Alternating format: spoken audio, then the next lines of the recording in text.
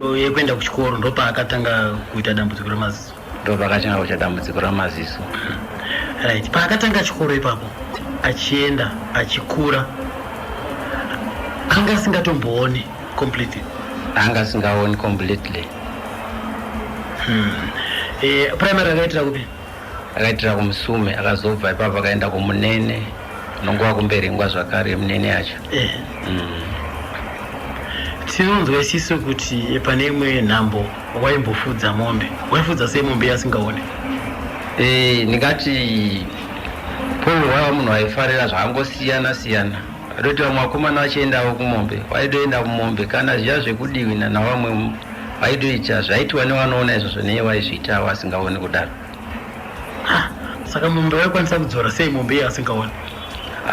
Waidobatana nomwe ruoko, ati munoona vasingaoni kana munomu.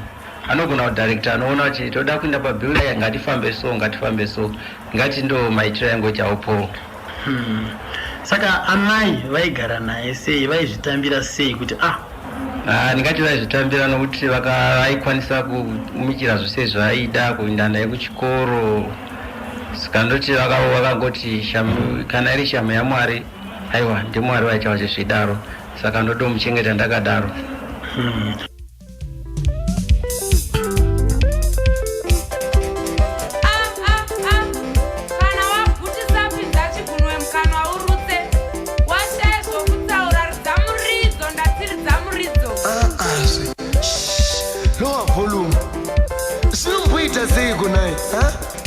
Murungu wangu wakabva Natari neshoka samboita sei sakwava kumakubukasa yave pisini yaonde yamadzingidzi hau matindi mutivhu nopisa sinombokuwana seiko ungaita sasa rokunditendekera negumbo mukaziwa ndakaroora shuwa ndikabvisira pfuma ini after all handine ine sadza ini ndiri kutokumbira hangu pondo 1 pondo chete yokutenga safinya like someone who is suffering from TB. Terrible barbarism in full. Chete. Ndaundorwarira kwawakaroiwa. Dai uri mbeu taikudzvarira kumacheto komunda kuti ujiwe nembudzi. Kana zvichikusodza ita zvawada. Chete zvako iwe hazvichativhundutsi. Changove chigariro musoro weshuro kushaye nyanga. Une gunyengu rinopfupfunyura chingai mudzimba dzinobaka moto. Saune shaviro rushambwa norushava-shava. Unoda kudzorwa neakapfeka debwe reshumba here. Dai uri muchero taiti uri dhorofia, kunze rine minzwa kumenya utanga rakwizirwa pasi, mukati mhodzi dzega utsenga wakasunge shaya. Wotondimisira besu sechinyamukoho wakoshiwa here kuti you are a married woman muwanikwa zvake. Veduwe vamwe mchiri kumatutsitsi vamwe takakuzvide freedom of speech nama-equal rights hauzvizivi here.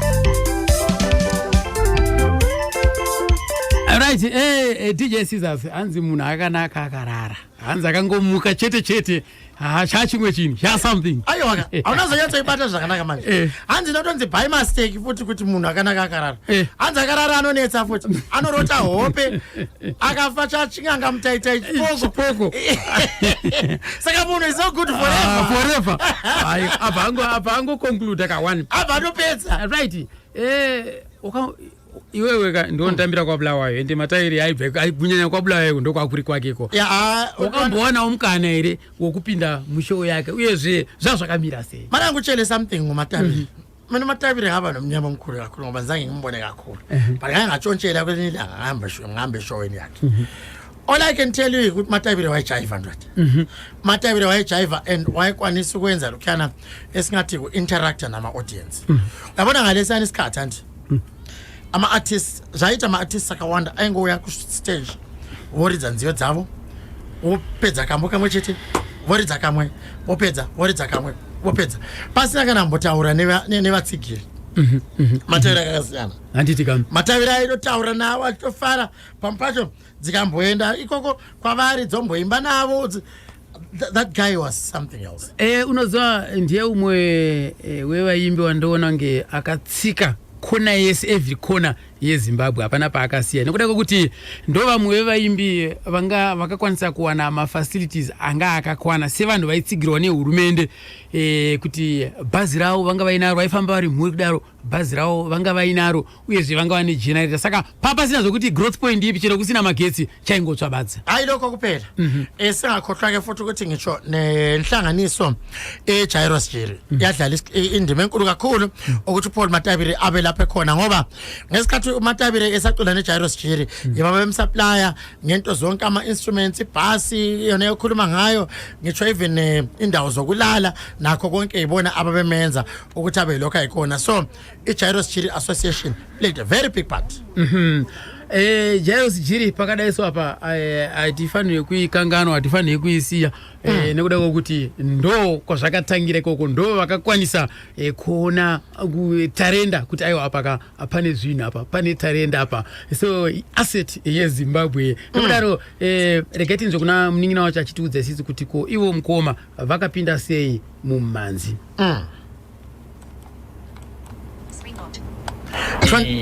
Vakamuona achikura neni hangu ndakazomuona ndiri kumashure kwake vaingofarira zvongoridza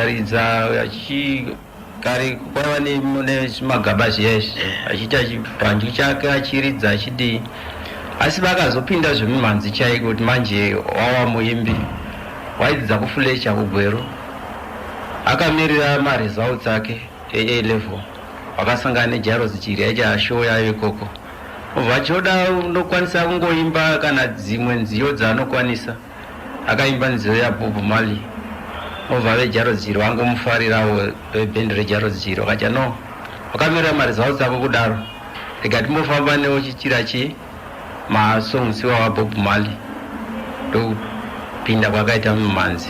Okay, zvichira kuti aingomirira pakurova piraisi yayo asi hazvina kumutora nguva yakareba asina kubudisa yake uchiva gore iroro rinotevera racho anga adova nenziyo yake. Kana muchikutorera nziyo yake yaakatanga kubudisa ndeipi? Nziyo yakatanga kubudisa yava 7 single yanzi doro ngaripinde mumba maro. Imi mama tobarwa kapa? Ina ndabarwa. Imi pamakanzwa kuti wapinda mune zvemimanzi zvakakutorai sei semhuri? Aiwa mhuri yakazvitambira kuti mazuva wadze kuti mimanzi inopa urombe asi zvanga zvavakuonekera kuti vamwe vaita zvemimanzi zvaidovararamisa kubudikidza nomunana Jona Moyo vanga vava vanhu vaita zvine mukurumbira. Mukukura kwake iye zvaaishuvira kuda kuita basa raaida ranga rirei? Ndingati semunhu ake wanga ari mudiki pare asi nezvidzidzo zvaaita ndoona sekuti vaigona kana kuzoda kuita mudzidzisi kana kungoita mamwe mabasa anokwanisa kushandwa navanhu webraille sei zvakaita kana kushanda pamaswitchboard ndoona sekuti ndokwanga akananga ikoko asi manzi ndoona sekuti zvanga iri mahari nokuti zvinoburikidza nogara achingoridza zvimagitari kwaaita nongoimba nziyo dzavamwe tingati ndizo ane instrument here yaikwanisa kumboridzawo wairidza gitari wairidza asi kwete zverecording zvaasi rekuridza wairidza kozoya madrums wairidza chaiko vose vairidza navo ndo vaidodemonstra ndoda kuti uridze dhamu rangu wakadai ari iye ari kuzviitira muredzi wacho. Pakutaura apa murume uye wangaone mukanwa ndo here mararamiro aita kuti munhu aingoramba achingoita nyambo anonyatsozivapo anoziva kuti munhu aifanira kungotaura tunyaya kufara navamwe. Ndingangoti nyambo idzo dziya ndo masikirwo ake kutaura mutauro unongonakidza. hazvina kuzobodzokera shure. hazvina kumbodzokera kumashure. vabereki amai nababa vakazvitora sei vaona kuti Mataire Paul wakuimba? Vakazvitambira, ndingati vakazvitambira nokuti havana kumboda kuti mwana wedu chimborega kuzvikuimba kana uchidi pachi aiwa pamwe ndiyo nzira yapiwa naMwari kuti ararame nayo. Inini I'll tell you something, Ramai. Inini ndaida kuimba momzi yakaramba. Anzicho. Semchepira wakaramba. Aiwa ndakanzinda kuchikoro. Wakanzinda. Waya ni madlamini wacha haya ngicho. Pamwe vakaona kuti uyu hana yake haina kumbotsitswa. Ai ndoyagona kutambika. Kuti kudaro. Right. Reketi nzofana pakuti breakthrough yakazoya papi yayeka Watson kuti mukomana uyu ngachizotanga kuita mukurumbira. Wakaridza Dabros Nyoka ndobva wakasimuka. Pamberi navajiri avo yakavasimudza asi ini yandiri kunyatsoona ndi Dabros Nyoka. Ndechipi chamungapupure kuti aivi maDiablos Nyoka mukoma wangu nemazira ndinovaita inini vaDiablos Nyoka vakakwanisa kutsvaka njira zvavanga vasina? Ndobva vakatanga kutenga mombe mafiriji kana uchanga kutenga masofa emhando yepamusoro. Apa vaigara kupi mazuva ano? Vaigara kuBulawayo. Ko motokari vangu vasina here? Motokari vanga vanayo. Aityara motokari yawa ndiani iwo vasingaone? Vawana driver vavadhiraivhira. Yange rerudzi? Vaiva neToyota. Okay. Saka motokari iyoyo mukuzozimara pakufa kwavo apa yange sisipo? Yanga iripo, kono ndokwa isingachifambi hayo. Asi iriko zvayo? Iriko. Right. Jairus Jiri Band. Jairus Jiri Band ine kwayakatangira.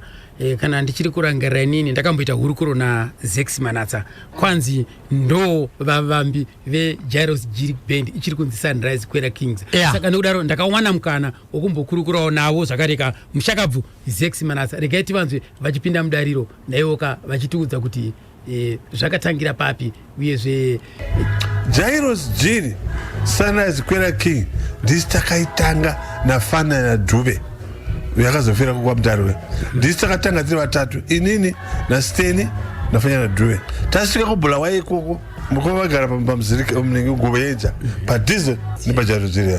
Patikasvika kuzanzi ndovataura kuti ngekati muri tipewo tiri zembijana ndobva vatimagidza vakazati sona Jairus Jiri anga achiri mupenyu sona Jairus munogona kuridza kudai ndoda kuti ndini tishande pamwe chete. Saka mimi Jairus Jiri makatomuona fair Jairus akatikumbira kuti tishande tese tikupa iwo mari tichi fundraising yekuti itewo mari dzei nawo zvaitika saizvozvo ndini nomuringina wangu renga riri gore ripi kana inenge riri about 62 tichishanda kwaJairus Jiri. Saka Jairus Jiri Band yanga yakamira sei panguva yacho?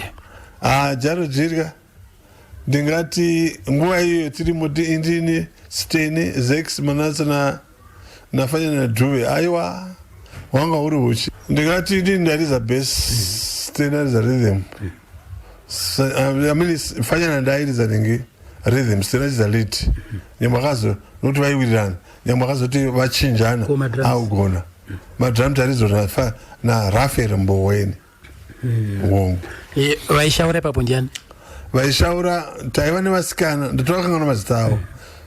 Vaishaura taiimba dzimbo dzemacopyrights tichikopa zvaitika vaimbi kuSouth Africa nokuti tombi zesimanje manje nemahotela queens vanga vasingapedze gore vasina kupinda muBulawayo taikopa marekodzi achiwayo mamusati maakutsikisa dzenyu tasasa kutsikisa zviro zvose tikatakuridza so tikatisa maposters tikaridza ipapa panofunga kuti mahotera queens auya nokuti paiva nevasikana vaimba taiwa nomurume aidzvowa ainzi mabhena aiti kana zvaita chabalala zviya ainzi mabhena kuti kana muri panze usina kupinda muhoro macho ukazotichiridza unofunga kuti arimo mahotera queens kwete takatsirisu ari macopyrights ndadhonza nejairos dziri benz yapainge ichiri kunzi Sunrise Quella Kings zera kuti Sunrise Quella Kings makariwana ririko ndisi takatotirisa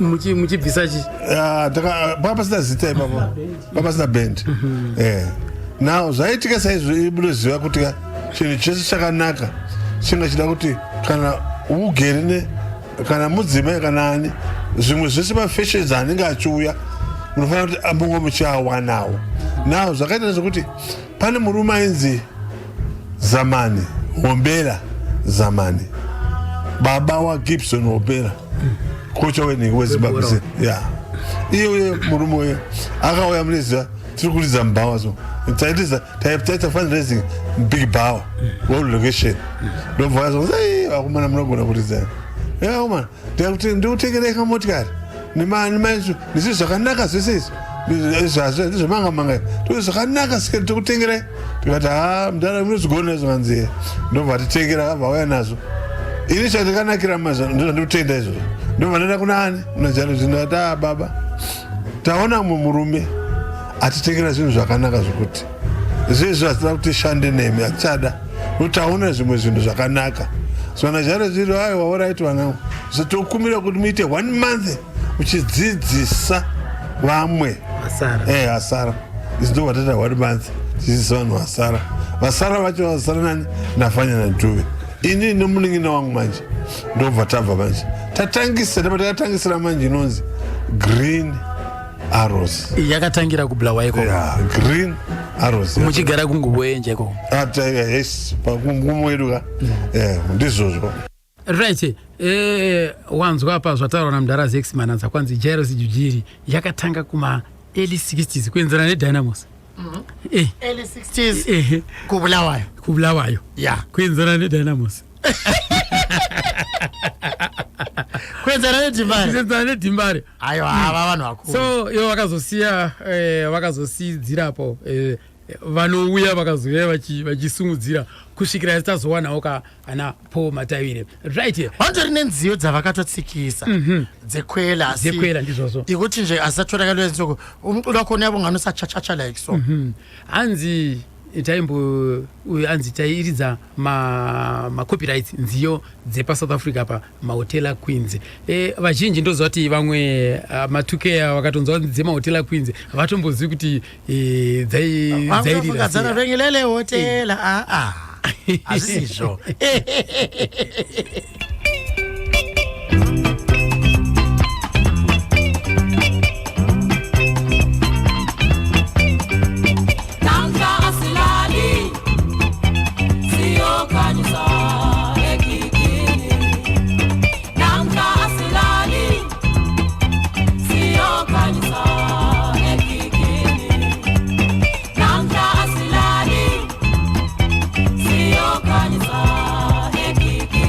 Get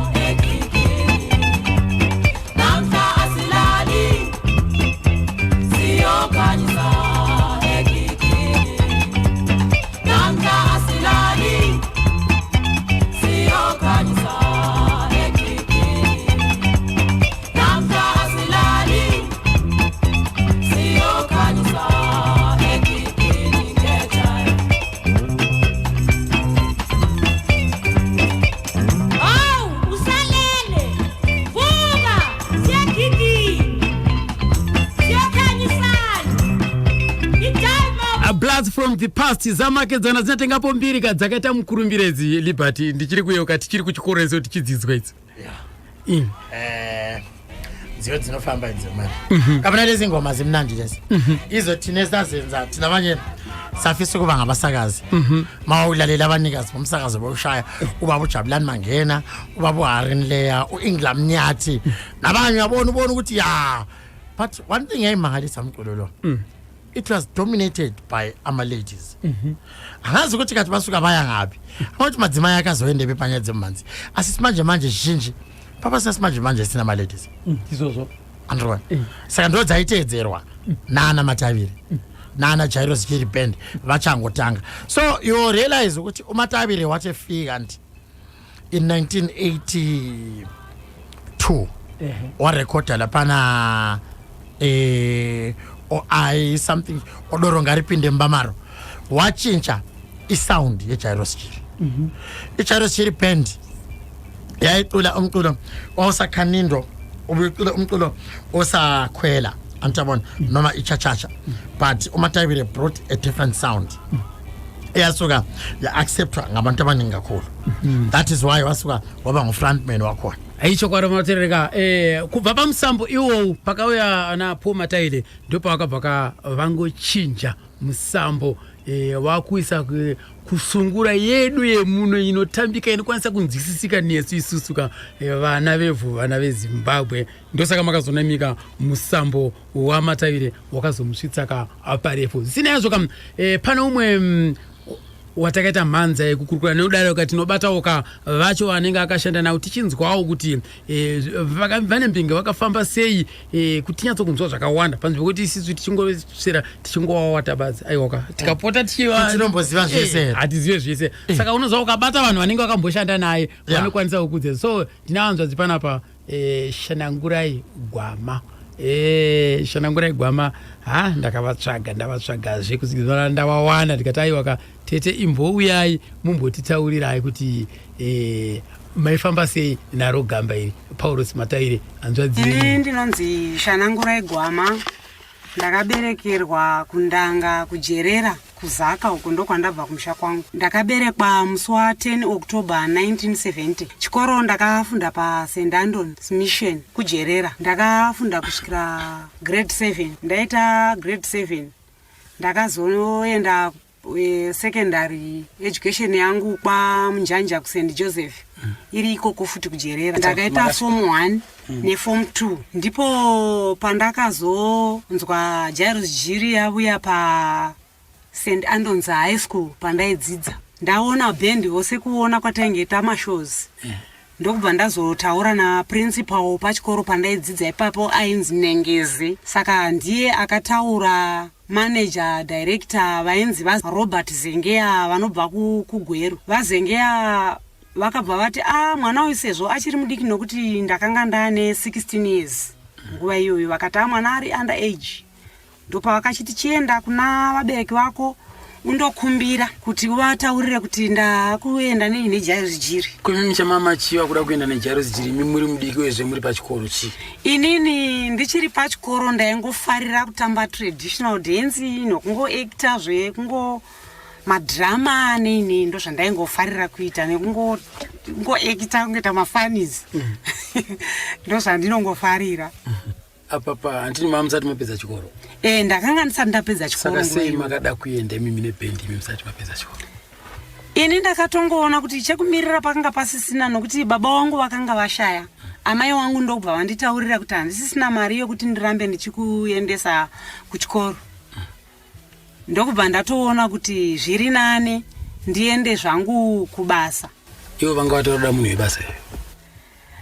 Ini ndaitorifarira basa racho saka ini ndakatoti aiwa ndinozvigonawo zvinoitwa neava nokuti tatobva pasendandoni ipapo ramangwana acho ndanzwa basa vanditi ndariwana. Takazongoti pachivamba ku St James Chivamba uko takudzika kuchiredzi ndobva vatoswera vachitonditraina. Manhero acho ndakanga ndatopa stage ndakutorovawo vana nhamo yomurivo namo samsiri dambudziko romuriwo iyi nana taurai zvenyu nana dhaina nana chando chinouraya. ranga riri gore ripiri apa kwakuri kuma 85 86 na 87 yanga yakamira sei Jairus Jiri panguva yacho? panguva yandakasvika maneja webhendi iroro ainzi Robert Zengeya. Bass guitar pakanga paina mukoma Stanley Hungwe. Rhythm pakanga paina Moffat Dube. Lead guitar pakanga paina mukoma Fanyana Stole. Vachichinjana na mukoma vainzi Godfrey Nyoni. Pavasikana ndakanga ndiri ini Shanangura Igwama na Vivian Mlalazi na Liza Mtero neumwe ainzi Tracy akazondoshakira ake kwai ku South Africa. Kurava kuti mamuri vana ava ivavo vose vasikana ava vari 4 vakanga vari vakuru kwendiri. Ini ndakanga ndiri mudiki saka vaiti vaviri vakuru kusaidi ini ndiri pakati vaviri futi kuleft vaviri kuright. Kufunga kwenyu makore acho mamune makore mangani? Ini ndakanga ndine 16 years. Vamwe vese vanga vari vakuru? Vakanga vari vakuru. Makatombopinda here mustudio muchitsikisa? Ndakatsikisa nziyo dzakawanda. Vana yakauya AIDS. Mapanga muhomwe, Diabolos Nyoka, vanataura izvenyu. Taiti kana tapa mashozi dzimweni dzenguva taisanganisa macopyrights. Ana Lucky Dube nana Brenda Fasi. Tichingoti section imwe ino yairohwa instrument. Then topinza mukoma Paul Matavire. Tomboimba kana dzimwe dzimbo kana 4 kana 5 songs. Kopinda mukoma Boniface Msonza. Na mukoma Boniface Msonza vai komboza futi. Saka vaichinjana na mukoma Paul. Aridza chizve.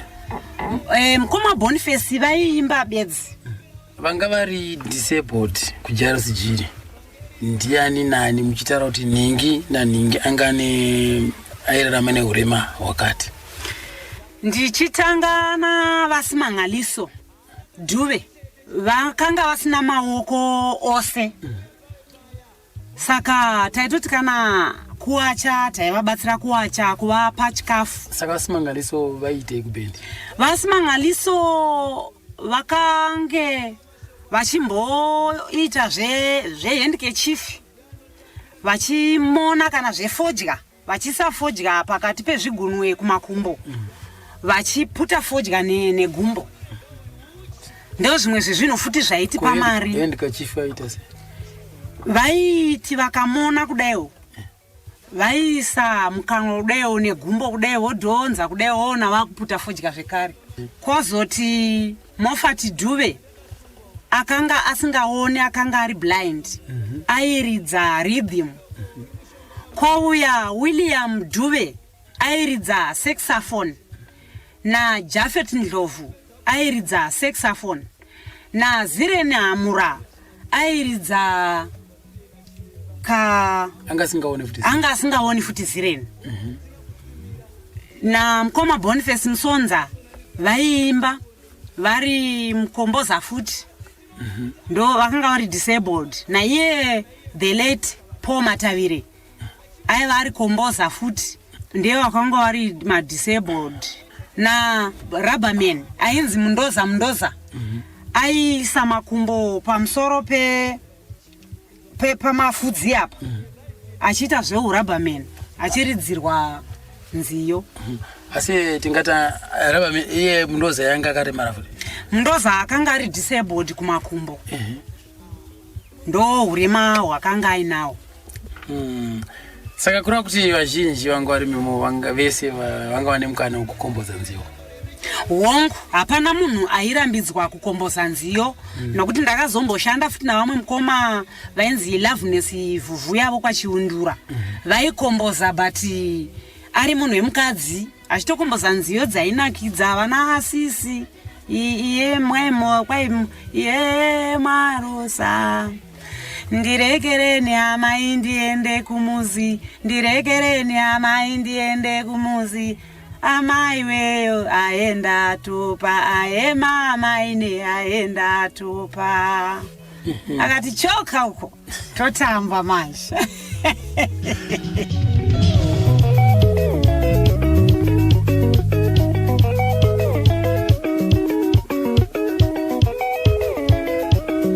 avanzwa dzishanangura igwama wavanzwa pa vachitsanangura panenge paivane basa ndakambona maphotos mapictures avo aiwa wainyatsokuona kuti aiwa ndidzoka dziya dzaiti ndepshuga 55 kwerudhukirwa here but voice rako aiwa voice makeke aiwa harichinji dzakapenga chero nanhasi uno iwe sadherere amarochereka tose tinoona kwatichigutsurira misoro kutera achimbo changu taiwaka muri kutapirwa neyaka nhorondo yapoma tai muchinzwa kuti akafamba nemupi macho kam kushoto kwabanje sezo thathi khefu ke manje singene endabeni zolimi lesishona ngesindebele ngesikhathi sika 10 o'clock kuze kwefika isikhathi sika 10 minutes past 10 lapho sithi rest in peace phumula ngokuthula Dr Love Paul Matabile musatya yini kutarisa nokuti zisari bisho munhu tarisa ichete munoona here kuti kuva kwakaita vanhu ava vane yanonzi pachirungu attractiveness yokuti maziso ako kungovaona chete anobva aguta zvino matadza munje waizodini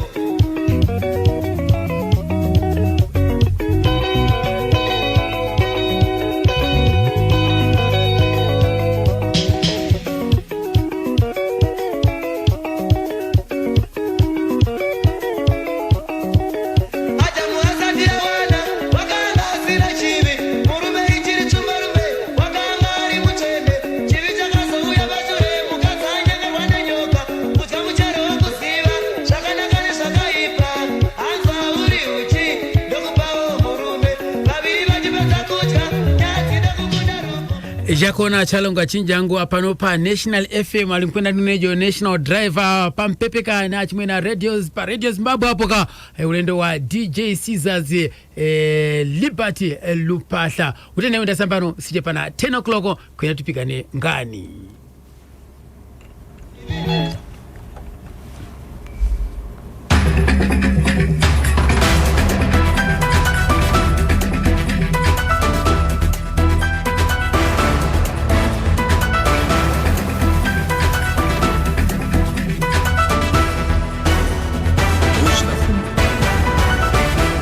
chiremba mumwe nengo dziri kwikwidza kutora chigaro ichi nevanotevera vanosanganisa ivo Dr Nda Konan Michel Yao veku Cote d'Ivoire, Dr Drame Mohamed Lamin veku Guinea pamwe na Dr Borema Hama Sambo veku Niger.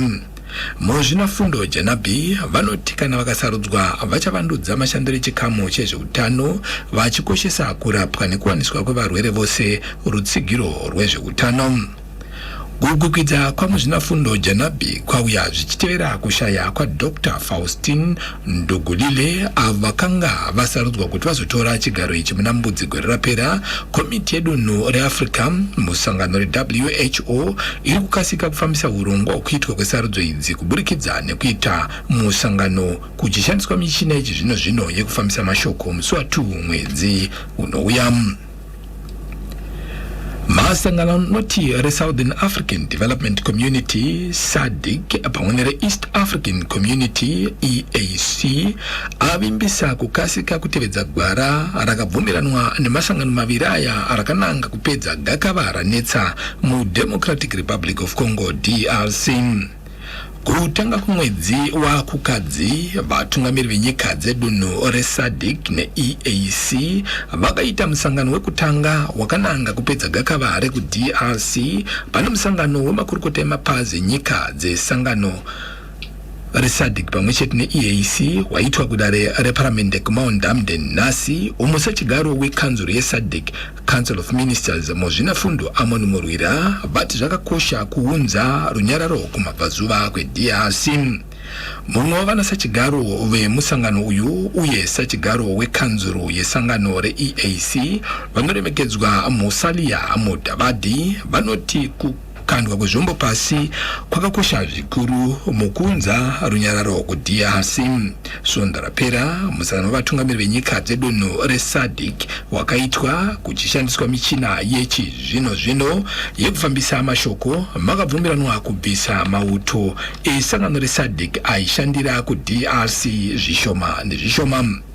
Mutungamiri weAngola vaJoao Lourenço avo vari kuyananisa mugakavairi uye sechigaro wesangano reAfrican Union vatanga matanakananga kunza kutaurirana pakati pehurumende yekuDRC nechikwata chavapanduki veM23. Bane chikwata chavana chiremba kubva kunze kwenyika chiri kunharaunda yeGoromonzi uko chichange chichibatsira varwere pachena kwemasvondo maviri pachipatara cheMakumbe Mission pamwe nemakirinika akakomberedza. Mumashoko avo avaverengerwa negurukota rehurumende rinoona nezvenyaya dzedunhu reMashaland East, Advocate Itai Ndudzo, pakuparurwa kwechirongwa ichi zviri pamutemo pachipatara cheMakumbe Mission nhasi, mudzimai wemutungamiri wenyika Dr. Auxilia Mnangagwa vanove mutsigiri mukuru wenyaya dzezveutano munyika vatenda vana chiremba kubva kunze kwenyika ava nekubatsira varwere pachena. Mumiriri wenharaunda yemudare reparamende Comrade Beatrice Nyampinga varumbidza chirongwa ichi vakakurudzira kuti chiitwe kumakirinika ese munharaunda yavo. Kuchange kusingadanwi anonzwa kumafinals emujaho weNational Association of Primary Heads NAF achatanga mangwana kuHwange, rwendo rwekutsvaga vachanoverera Zimbabwe kumitambo yeConfederation of Schools Sports Association Games KOSASA ichaitwa mwedzi unouya kuEswatini runotanga mangwana kuHwange nemitambo ichange ichiitirwa munhandare yeKolari. Sadya rwesangano reNAF kudunhu reMatevera North Nkosinathi Moyo anoti gadziriro dzemakwikwi aya dzapera. Uku ndiko kupera kwenhau dzenhau. Kwaga nyumba jambepo ja National FM ndaisiche pana 5 minutes past 10. Ndaba sifundwa nguzanele Chengeta. Isikhonzi sikamongameli weTanzania unkosikazi Samia Suluhu Hassan uambasada Thabit Mahmood Kombo usebonanelo umgcinisihlalo wenhlanganiso yeSADC umongameli welizwe uComrade Emmerson Mnangagwa esemethulela usiqhuthamfundo Mohamed Yaqub Janabi olelunga elimele iTanzania kukhetho lokudinga umqondisi wenhlanganiso yeWorld Health Organization emele amazwe akuzwekazi leAfrika. Uncintisana kulolu khetho labanye abagoqela uDr Nda Konan Michel Yawo we-Cote d'Ivoire, Dr. Drame Mohamed Alamin owe-Guinea lo Dr. Boreima Hama Sambo owe-Niger. Usiqhuthamfundo Janabi uthi nxa engenelisa ukungena kulesi sikhundla uyaphathisa kunhlelo zentuthuko yokuqhuba kohlangothi lwezempilakahle emazweni akulumkhono.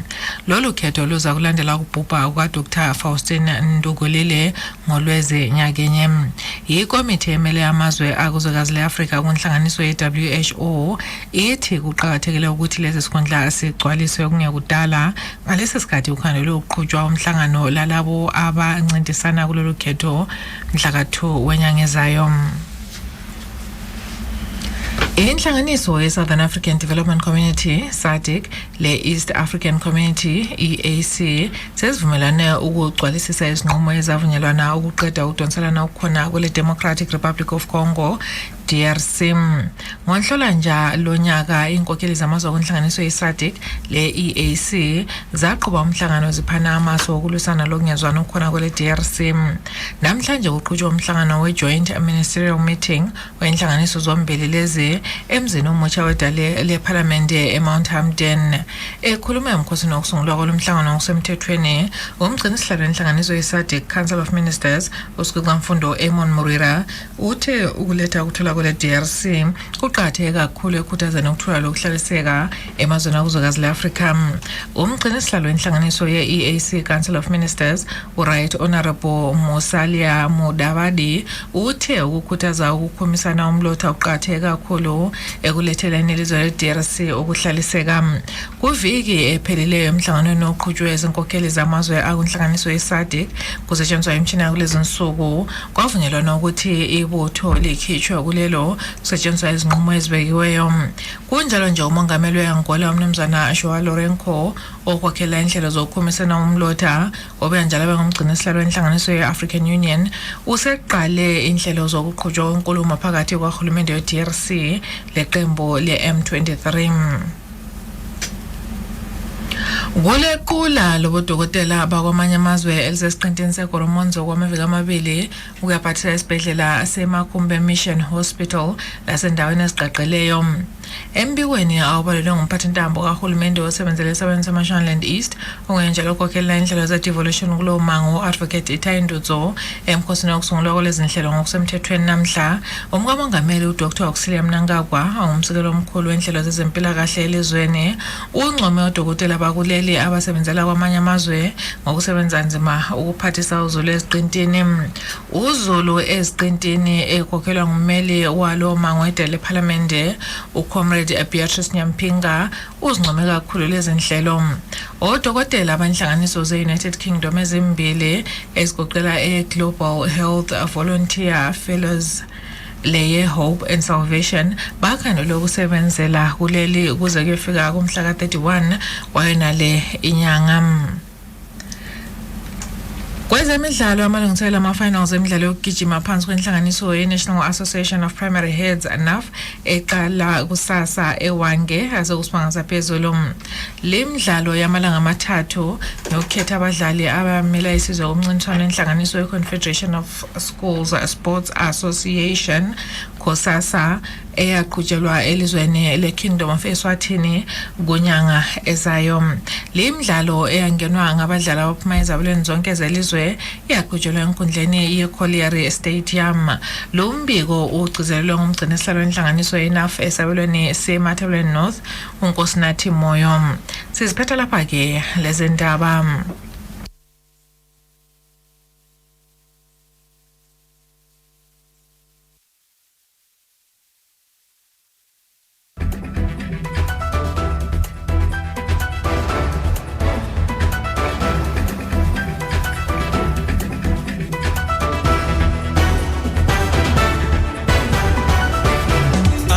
Makadai kuteerera kuimba yemepo National FM kutora zvingodza zo National FM ne Radio Zimbabwe nguva godigodi pana 10 minutes past 10 regatoro mngano notenda ka vativerengera kanau ndimobvunza mani pakati pavari kuverenga nawa akakafitwa kuedzana mataviri njani indiri kurangezanire nenyo nekuonda kwake kuya hayo zvanyatsopinda afatwa idzingwa mbeni because dzungu adzungu too much. All right. Takubata na 11 kulokatika tikubya dzimwe nawo zisiri yazo kati kupura mberekane noronde edu ka takabata zisuka Paulos po matavire imwe sene mwanzi moyo ndi moyo ajera futi moyo moyo noti ndichikuyoka pane manzi yake kutanga tanga single yake kutanga inonzi doro ngaripinde mama inga yakatanzi po moyo serious yanga po moyo saka ndakatoitsvaka aiwa ndichitsvaka po matavire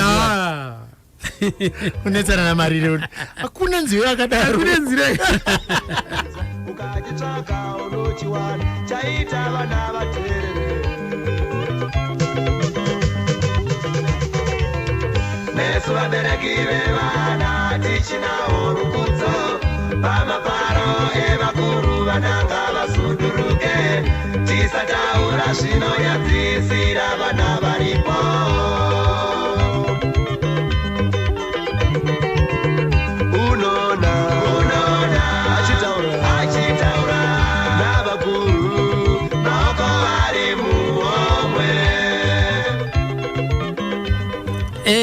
Unoza sizasi yes sir isisu kunepenyuro yedu kunoko kumasasa eZBC yes tine rombo rakanaka takakomborewa exactly because wakuru wedu chaiwo vane passion nevaimbi uyabona ukuthi kuze kwenzakale konke lokho ukuthi zviitike zvese izvozvo zvatenderwa nevakuru venepfenyuro dzedu dziri mbiri idzodzo director we radio services muno muZBC Blaz Mdara Albert Chekai.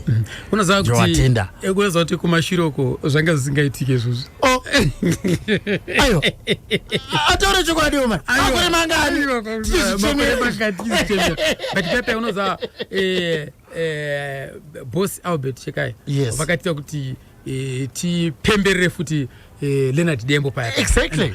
Unoziva tikati pagore tichitora umwe chete unoziva zvinofadza chose. Sikhuluma nabana Mtalo Isaac ethi yasokusela ukuthi manje nijabulele ngisho uSolomon Sikhoza nabo Ndux Malax ukuthi sike sibone nabo ke ukuthi babe mikanjani hayi kujatshula. Anti zvakatangira kwa Dembo. Anditi zvakwa matavi andi unoona kana zvinoitika ingani president wandanzi apana unofarira amfanira kusara. Andi ukaona kuti independence celebration goreno iri kupi egokwe konale kwete gokwe sendaka gokwe nembudziya kumapfanya uko mkatikati kuti aiwa kavana veikoko naivowo so tibvewo futi kuno zoti pawo mukana utombonoonawo timboonawo nzvimbo toita malocal national sports makorese munational mabhazi ngaabve kuno mabhazi ngaabve kudharweni akananga kugokwe vanhu vekudharweni vazivewo kuti ino vambozivawo kuti chinonzi National FM chinonzi Radio Zimbabwe chakambomira sei saka anzi magetsi anotera tambo saka muri kufamba mutungamiri wenyika boss Chekai vari kutera ikoko vari kutera ikoko havasi kumira rakati motaura nawo timbonzwa kuti ivo pachavo zuva rakaita seirori rinorevei kwavari. Titange nechemberedza zuro basa radzo raisava rokumukira kuwawa sezvinoita chemberedza nhasi. Basa rambuya raiva rokurera vazukuru apo amai vevana vanenge vachishanda basa. Vaigara pamumvuri nekatswanda kavo kemhire kusungira mutimwe womuzukuru kana uchinge wadambuka nokugadziridza dhumbu kana mugwada womuzukuru. Dzamazuva ano chokudya chacho hanzi heavy minyu kureva tumazai pasaidhi chingwa china majarina.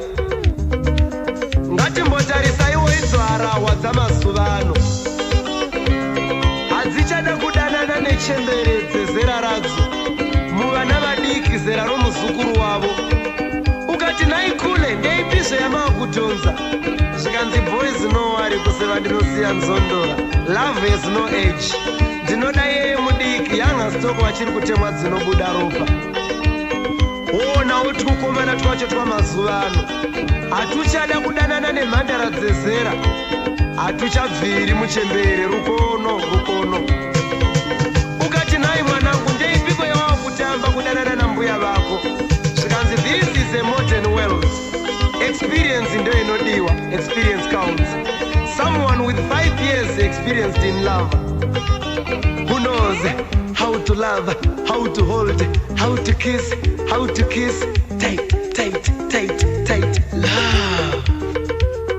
Warirai banama itsikatse dutso nyangarika. Warirai banambuya tsikatse dutso nyangarika. Zonyangarika sedova. Zonyangarika sedova. Zvinonzwisa urombo, zvinouraya neshungu. Zvinonzwisa urombo, zvinouraya neshungu. Kana chiricho chirungu chapusira tsika dzedu. Kana iri iyo dzidzo yapusira tsika dzedu.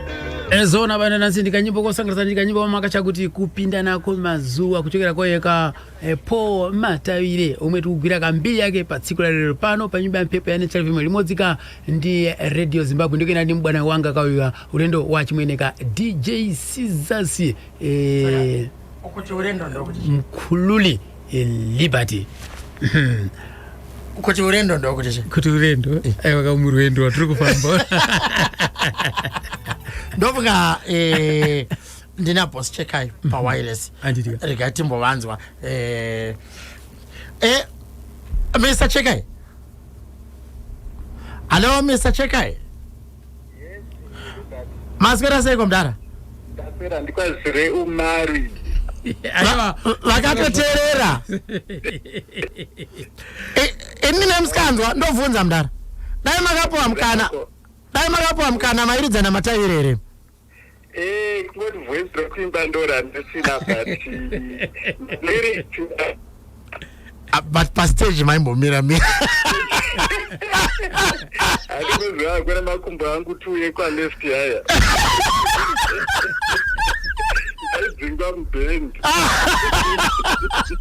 aya imi ndimaitora cash magedhi apo ipapo ndopataida zinotora cash chekutanga mudhara atotenda nekutaura nesu panguva dzinodzi toziva kuti kwatidokei but tinotenda nemukana wamatipa unowo no pakanaka chikwata changu tinotenda mudhara zuva rakadai rinorevei kwamuri imimi not only semunhu sedunga munhu but senhepfenyuro yeZBC neZimbabwe zvinorevei kwatiri senyika?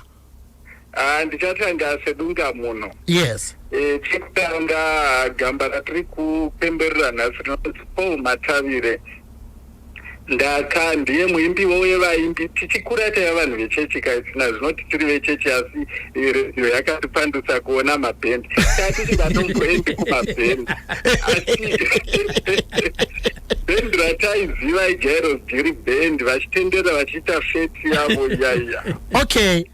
Saka ndo vataitotiwo bhendi ratakaona tichikura kuti muCobra Stadium kuGweru pavaisvika totombovaonawo endi nziyo dzake Matavire dzakadziziva kubva dzekutanga chaidzo vana pamberi nevadziri vana chando chinouraya nhamo yousavi kuzvamotoziva ngoma wani muda aiwa dzinodziziva muchizouya kunana taura izvenyu mwana Diabolos nyoka iyo mamuchiridza iyo iri kubva pana Matavire Mbune that's 1989 production mwenje nana unondidirei saka aiwa Matavire nziyo dzake ndotodziziva zvekutodaro endi mumwoyo mangu ndaizvinzwa kuti ndeumwe wevaimbi watisina kupa ruremekedzo rakakwana kunyanguva akaita basa rinotyisa munyika yeZimbabwe. Ndingati kutaura samai vake ndinokashlamara kuti senyika singamupi ruremekedzo rakadai. Iri ndotoshamisika kuti misei musingaitaure language iyoyo aiwa ndo yekwedu pakudzidza musume iyo inongori less than 10 kilometers kubva pamusha pedu ndiyo mission yekwedu iyoyo. Okay. Yataiziva saka tichitarisa senyika tasvika pazuva ranhasi ringoti kwasara 31 days chete kuti tisvike paindependence and gore rinoti rikuenda kugokwe. Saka tichitanga tatanga sinekuti ngatipe ruremekedzo kumagamba edu ekuimba. Let's celebrate our icons. Gore riya takaita dembo munozviziva. Gore rino hatisi kuperera apa. Tichavabura vaimbi muna August gadzirirai Liberty Motors vachina Skuza. Taenda takadaro kwatiri kuenda gokwe uku nembudziya ndokuya kunonzi naye Matavire nai mwanangu Paurosi wozviroko gokwe mari yopera ikoko ndokwatinenge tiri ikoko kugokwe. Ndingati tada kuti titangewo zvakanaka seZBC. ZBC 3 nepfenyuro inomiririra nyika, inomiririra vanhu, zvido zvevanhu. Tikakangana tiri isu vanhu vakashandira nyika sana Paul Matavire hatina zvakanaka zvatiita dzidzisa vechidiki. Saka tichaenda tichitsvaga vamwe vaimbi tinovaziva, tichatsvaga nzira dzakuti tinovarumbidzawo sei nekuvacelebrata. Hatingati tingaita vese zvataita Matavire asi tinoita zvakasiyana siyana asi vana Skuza tichatoita zvatamboita ipapa apa zvichienda tichiona kuti vakadini. Saka tigare tutatanga nyaya yacho. Munoziva Umari naLiberty kuti musi wa5 April tinenge tiri pagokwe nembudziya pacho. Tinoenda tisisi vakuru venyika asi tiri nhomba dzinotanga tichiti marangarirwa pamataurire eri kwedu. Vamwe vanozoti marangarirwa inini asi toti gokwe marangarirwa. Tiripo national FM mune Radio Zimbabwe takabatana tichingoyeuchidza vanhu vegokwe kuti aiwa chauya kuti tinyatsosakura nzira yevakuru vachauya musi wa18 April. Saka hatisi kumira, tatotanga zvatatoita izvi, tirangaridze vanhu vekwedu, ticelebrate magamba ekwedu. Tikasamarumbidza isusu hatingazoona here vekuzambia vachivakudza. Hazviiti, tisu zvizvarwa zvezimbabwe, tisu nhepfenero dzacho dzezimbabwe, tinofanirwa kuti titungamire nyika yekwedu ichititevera. Ndizvo chaizvo boss Chekai. Tinoona kuti Paul Matavire aiva muimbi aidiwa nevanhu vese muno muZimbabwe nevanhu vakawanda, asi aive muimbi akaremara. Zvinorevei senhepfenyuro yeZBC kuti semunhu tamutarisa sezvaari? Does it mean anything here kune vamwewo vaimbi vachazouya kunyanyanyanya vane madisabilities? Pamwoyo pangu kuti vanhu handizi zvakuita nhare yenyu apa network ameno ndikati rutendo tarira pane. Hello boss Chekai, regaindedze kubatana nemi zvekare, handizi zvakuita nhare yedu.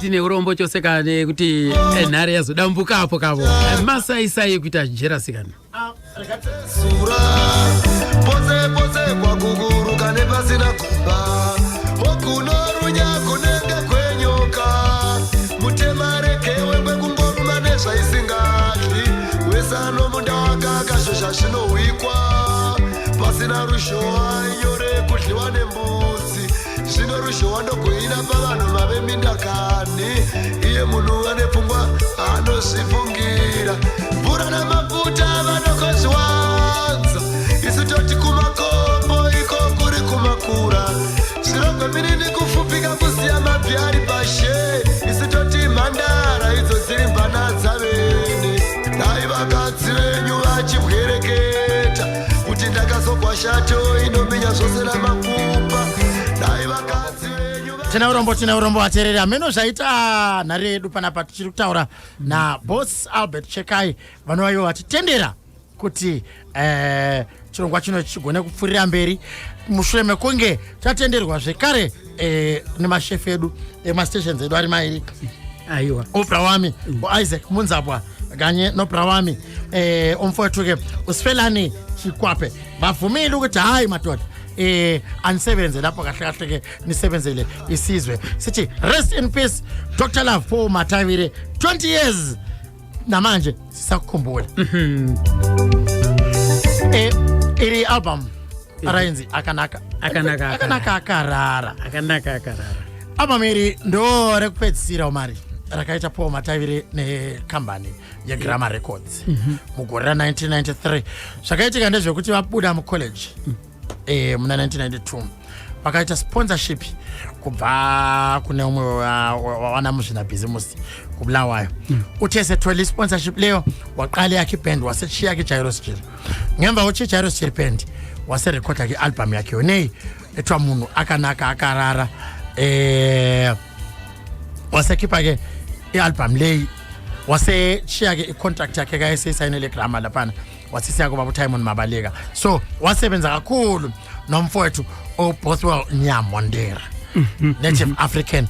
And vakawanda vachataura navo, nichataura zvekare nevamwe vaakadzidza navo Matavire nevamwewo zvekare vakakurudzirwa nemabasa amataviri handiti kam right amaratereka rekati pfurire mberi kana inhoroondo yedu ka yaiyeka po mataire manzwa pabhosi yakaitara kuti aiwa ka ndo vatakakura tichinzwa iyava ndo saka nhasi uno ka aiwa ka tinenge tichivapembedza tichivarangarirawo naivoka unenge uchifunga kuti amboteereri makopa aiwa tinenge tichitose uri wese iko regai ndibonzwa pana pashanangura igwama achitaura kuti murume uyu waiti kana oda kukomboza mhanzi yake zvaifamba sei kana akuda kukomboza chekuti aiwa iko zvinezve akuda kugadzira kambo zvii zvaitika matavire akanga asina instrument yaairidza chake chipo chakanga chiri chekungokomboza badzi ehe waikomboza sei kana murume uyu akanga akaoma maitiro ake nokuti taiti makuseni paya tamuka makuseni otonzwa kutoti nainini shanangurai ndobva ndati mwanangu nokuti mai vake vaiva vachiera shoko ini ndiri miera shoko mumvire saka ibva yati nainini shanangu torai bhiro nepepa ndine rwiyo rwandaratidzwa otondinyora kuti ototi kana ari munhu akanaka akarara iya achiimba kudaro ototi nyorai kuti akanaka arere akanaka akarara akanaka arere ndichinyora pasi obva ati kana ndazonyora kuti unongoti munhu anonetsa paanogumira ndonyora kuti munhu anonetsa hanga ndidzorera kuya ndotozwa kutoti apera taakutotamba right rega tinzwa apa zvakare kuti iyo mari yaiunganidzwa nejairus jiri yaenda kupi mari iyi yaibatsira ani vaingodlaiwo pachavo here taisenzera association nokuti tine mamwe madepots ejairus jiri ari muno muzimbabwe kune kadoma ine jairus jiri rusape ine jairus jiri muno muharare kune waterfalls nesouthampton Blawayo ine jairus jiri but vaiwanza kubatsira kune vana vadiki vachiri kukura vaiva saka isitaindopema mari dzacho dzaienda ikoko mari dzacho dzichienda ikoko kubatsirawo iwawo isu taipiwawo pei yedu yekupera kwemwedzi taipiwawo pei yedu kupera kwemwedzi saka zvaifamba maitozvifarira inini ndakatovakawo musha mai vangu vaitogarawo pakanaka property tichitotengawo tichigarawo zvakanaka sevanhu vaisenza mombe mumatanga tikatotenga ehe ndokudaro tete shanangu best yenyamwota aka ndo kambo kaitapira kandofarira ndekapi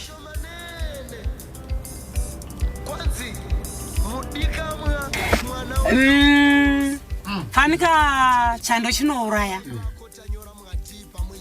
aiimba murume uya kuti ndakapotsa ndafa pagwero nechando kwanzi kukurukura kwangu hunge wapotswa nampowa matavira murume aiimba ende nziyo dzake dzakanga dzina mameseji mukuimba kwaaita aisangoshama murume aisangoshama ndokambuka ikamaifarira mimi ikakonda ikatamba futi zvisingaiti nokuti paya pane pamwe painakidza paenzi pa7 wabva wanyatsoita zvinhu chaizvo pa7 panoitwa sei panenge pachitambwa ende uri serious gitare richirohwa mukoma stanley ungwe vairidza best guitar zvokuti nyangwe ndaiona vamwe varume vachiti vakanga vakatarisa tichitamba so akamira muzasi mestage wainzwa mabhoto ehwawa achidonedza wainzwa radonhera pasi nejaivi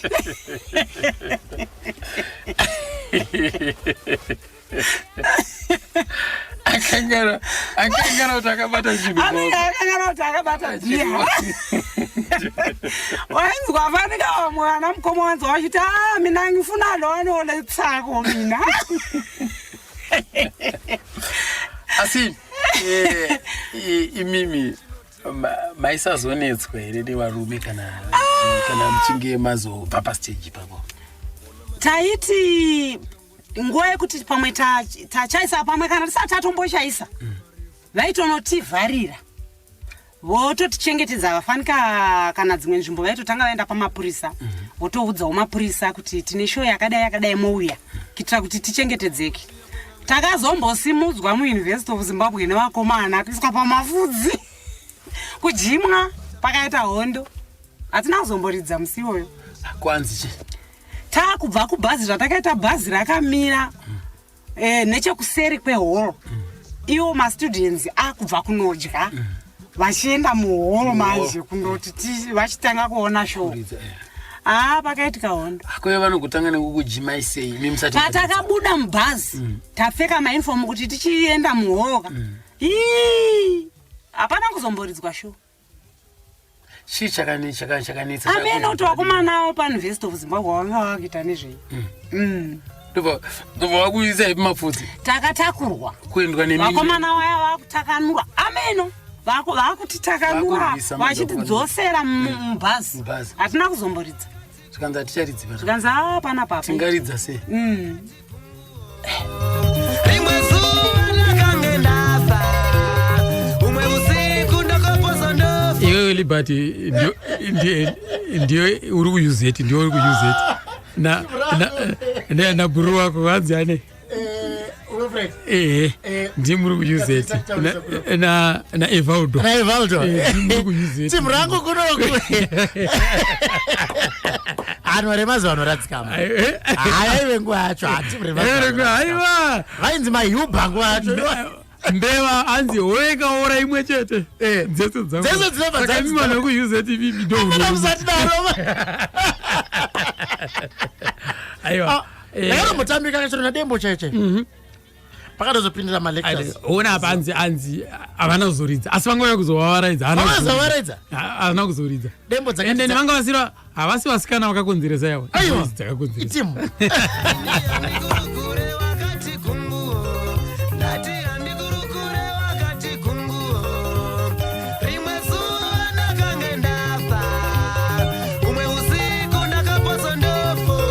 hanzizvo kana kasvika pa7 paipai mabhodhoro aipwanyika ndo pandaudzwa naPhilip Matangambiri kuti hanzi ndo patakadzidzira bhendi ipapo pavaitamba ipapapa hanzi vari kwarusape hanzi vaive kumash east it should be kuwedza hanzi saibva netsoka from rusape to wedza ndo patakadzidzira bhendi ipapo kuteera Jairus Jilipini aiwa iwe hanzi bhesi umari anzirairidzwa nemakumbo dzimwe aiwa vakomana vacho kana vakuda kuita zvinhu zvavo vaita zvidavawakamboenda here kushow yaAlec Macheso ndiye umwe futi anita naro zvidavado bhesi akaribvisisa akadaridza nemhanza aiwa pese miri wese Macheso anoridza nemiri wese aiwa ndizvozvo akamborisa pazipi apa so aiwa unopa kutenda kwese aiwa unonyatsokuona kuti aiwa zveshuwa anoziva zvinhu zvake ndakazovabvunza yatiotetesha nangura yakuti vakawanikwa here uyezve kana vakawanikwa nani ngati vanzi vachipinda mudariro apa vachitiudzaiwo kuti ini ndakazoroorwa ainzi Peter Mabvuwa airidza madhiramu. Peter Mabvuwa akazouya papaya ini ndakanga ndatopinda basa kudhara aiwa ndanga ndatosiniya. Peter Mabvuwa umusha kwako kuri kupi? Kwarusape kudevedzo. Alright, ari kupi izvozvo? Peter akashaya musi wa27 May 1997. Imimi maitenderwa here zvekudanana muri vanhu vebasa? Pamutemo webasa zvinenge zvisingabvumirwi. Asi ini nemhosva yekuti vakatongoona kuti iye akanga ari muchokwadi. Nokuti nazvino ndakatiitawo vana wangu nemurume wangu iye kusvikira izvozvi. Anga ari munhu mutsva kuya mubhendi zvakatanga sei? Mukoma wamarijavhia ndaibura anga aine munhu pasi. Saka nehwana hudiki hwandaya ndinahwoka ende ndiri munhu ari active. Saka zvakatanga sei? Murume anotongoona kuti ndikatora mukadzi wakadai iwe ndinogona kugarisana naye. Aiwa, pakuita sei? Because yanenge agara akachidza madrums muchitamba kumberi uko. Saka mafarirana munofarira ndinokuda kuzokunzwa kuti akasvika sei kwamuri because mimi maingomutora samukoma ndaitodero kuti mukoma Peter zveshuwa ndaitodarovo maitora samukoma. Saka iwe wakazouya sei kwamuri? ndopadoda kunzwisei. Akauya akanyatsotaura kuti inini Shanangura ndoda kuti ndikuroore. Mukati iwe kuroora ini? Ndikati iwe kuroora zvikanzi zveshuwa ini nditori serious. ndobva nyaya dzacho dzazoenda kumamaneja nekuyezoendawo kwenguva. Imimi ati ndira kuroora makazoita sei isati yaenda kuna maneja. Haingoendi kuna maneja kai musati matenda. Ini ndakazenge ndane pamiri. Aiwa musati maane pamuiri papo. Hamusati mabvuma ka. Tadanana na Peter uya. Ndira kuda kuti Peter wakati nini shana ndoda kuroora. Hongu mukombo. Mazoitora sei nyacho. Indakaitora yakangonaka. Mangoti ahora tindada. Ndikati hora iti ndada. Saka indakazenge ndane pamiri. First born yangu anonzi Tendai Mabvuwa. Vakuru vangu vakuzviziva here kuti mane pamwiri? Ini ndakatodonza nofunga dzimwe 6 months.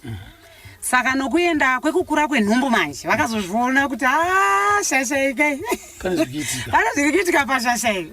Zvikanzi vakomana akadai ndiani tiudzewo akadai mwana. Zvikanzi ndipita. Ndikati ndipita zvikanzi mudeedze wawiye uno. Ndiani manje waibvunza manje? Ndi manager taunganidzwa manager nevamwe wacho vateedzeri. Ndobata aiwa ini ndoda kumuroora. Ndobva ndatongokondinya ndichisenza. Pandakazenge ndakuda kuti ndi mwedzi yangu yakwana manje. Yekusununguka. Ndokubva ndaregera. Ndobva ndasununguka mwana wangu. Ndokubva aita 1 year 9 months. Ndokubva ndadzokera kubasa. Imimi zvanga zvakasununguka sei imi maishanda nemurume wenyu papo? Zvakandisunungukira nokuti ndinotenda Mwari futi kubva nguva iyoyo ini ndakakwanisa kuchengetedzeka zvakanaka. Nokuti takanga tichingogara sefamily. Muri pabasa? Tiri pabasa. Hongu. Kwa disadvantage kune vamwe wenyu vanga vane varume here vamwe? Time iyoyo pakanga pasina. Vamwe vana vese vanga vasina varume? Hongu vakanga vasina. Ndimi chete mamune murume? Hongu. Ko vamwe maband members ava vaidza instruments vanga vane madzimai, vanga vane mburi dzavo? Vakanga vaine mhuri dzavo kumamisha avo. Handitika? Hongu. Panguva matavire yanga ane mudzimai? Hongu. Akazoita madzimai maviri. First lady wake ainzi Constance uyu ndokubva kuBulawayo. Chachiri chizvarwa chekuBulawayo. Anga ari mudevere. Ndokubva abara first born yake Wadzanai. Second born musikana futi Kudzanai. Ndokubva azogara nevamwe mainini vandaiti mainini ainzi Sibongile. Ndo akandofunga akanga ari second wife wake. Uyo mwana wakazobereka ayo handina kuzomuona. Ava vanga vari mainini pakudini? Kuti mukadzi mukuru mukadzi mudiki. Alright. Anga ari kuBulawayo futi? Anga ari kuBulawayo futi. Vese mimi makasvika wana madzimai vatovepo kare? Hongu. Madzimai amataviri. Madzimai ake akawana. Makasvika wana atovepo kare madzimai? Constance mukadzi wake mukuru uyu. Ini ndakatongosangana maikudzi varegedza basa. Asi vaisevenza futi muJairos Jury. Kureva kuti vanga vari kubendi? Vanga vari kubendi. Vanga vaitamba? Vaitamba. Hongu.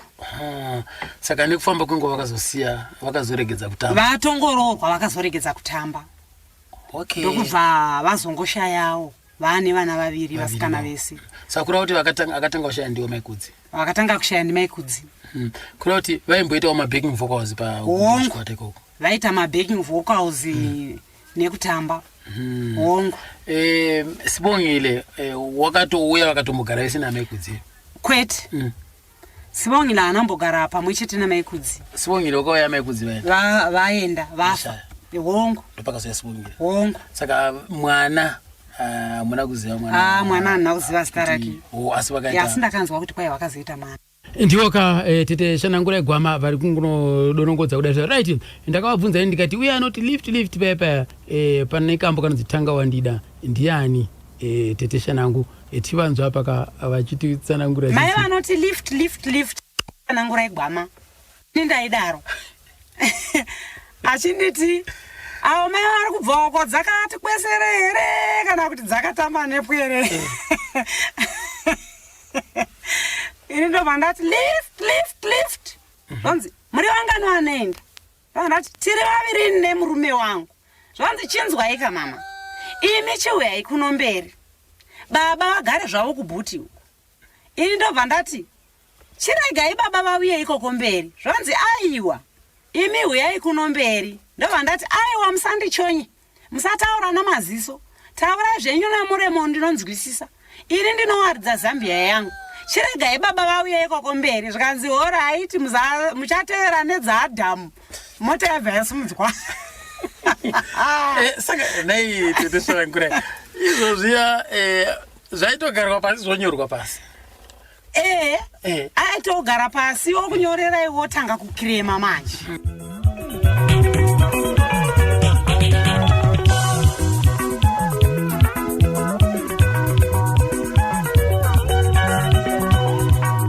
matambu yavari kuuya kuno ava dzakanyatsoti kwesere kana kuti dzakatamba nepwere ndokuresva kudzorerwa kubva vafamba vachitsika mhepo kunge piko kukudaro venge vachatsenga mvura ikabuda masvisinwa gaitioni muri vangani vari kuenda ende muri kuenda kupi right imi mama mouya mugara kuno kufront baba vanotsvaga nzvimbo kubhuti kana kuti kutevera zvaone tsoka haina hari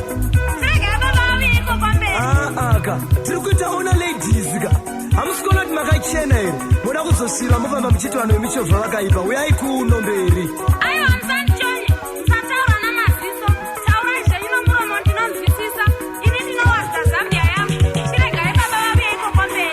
hamusi kuda kuenda ini makutonitaura zvenyu history chisarai muchatevera nedzaadhamu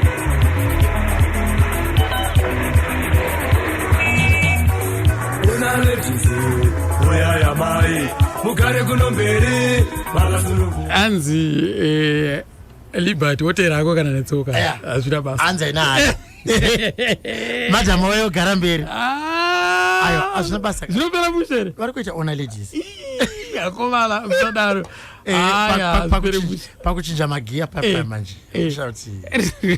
zvinozofambisa sei aiwa azikana kutera aonetsoka ndopazondipedza ndakazovabvunza po ndikati ko uye wekubhucha uyu wenyama uyu bhucha meni ndiani musikana ko mubhucha umu aizoya mubhucha achida aita ndisisi Vivian Mlalazi ari kupi Vivian akashayika aibva kupi vaibva kunana Mbembezi wakoma akashayika achiri bhendi rekaunti vakazoshaya vapuwa pensheni wongo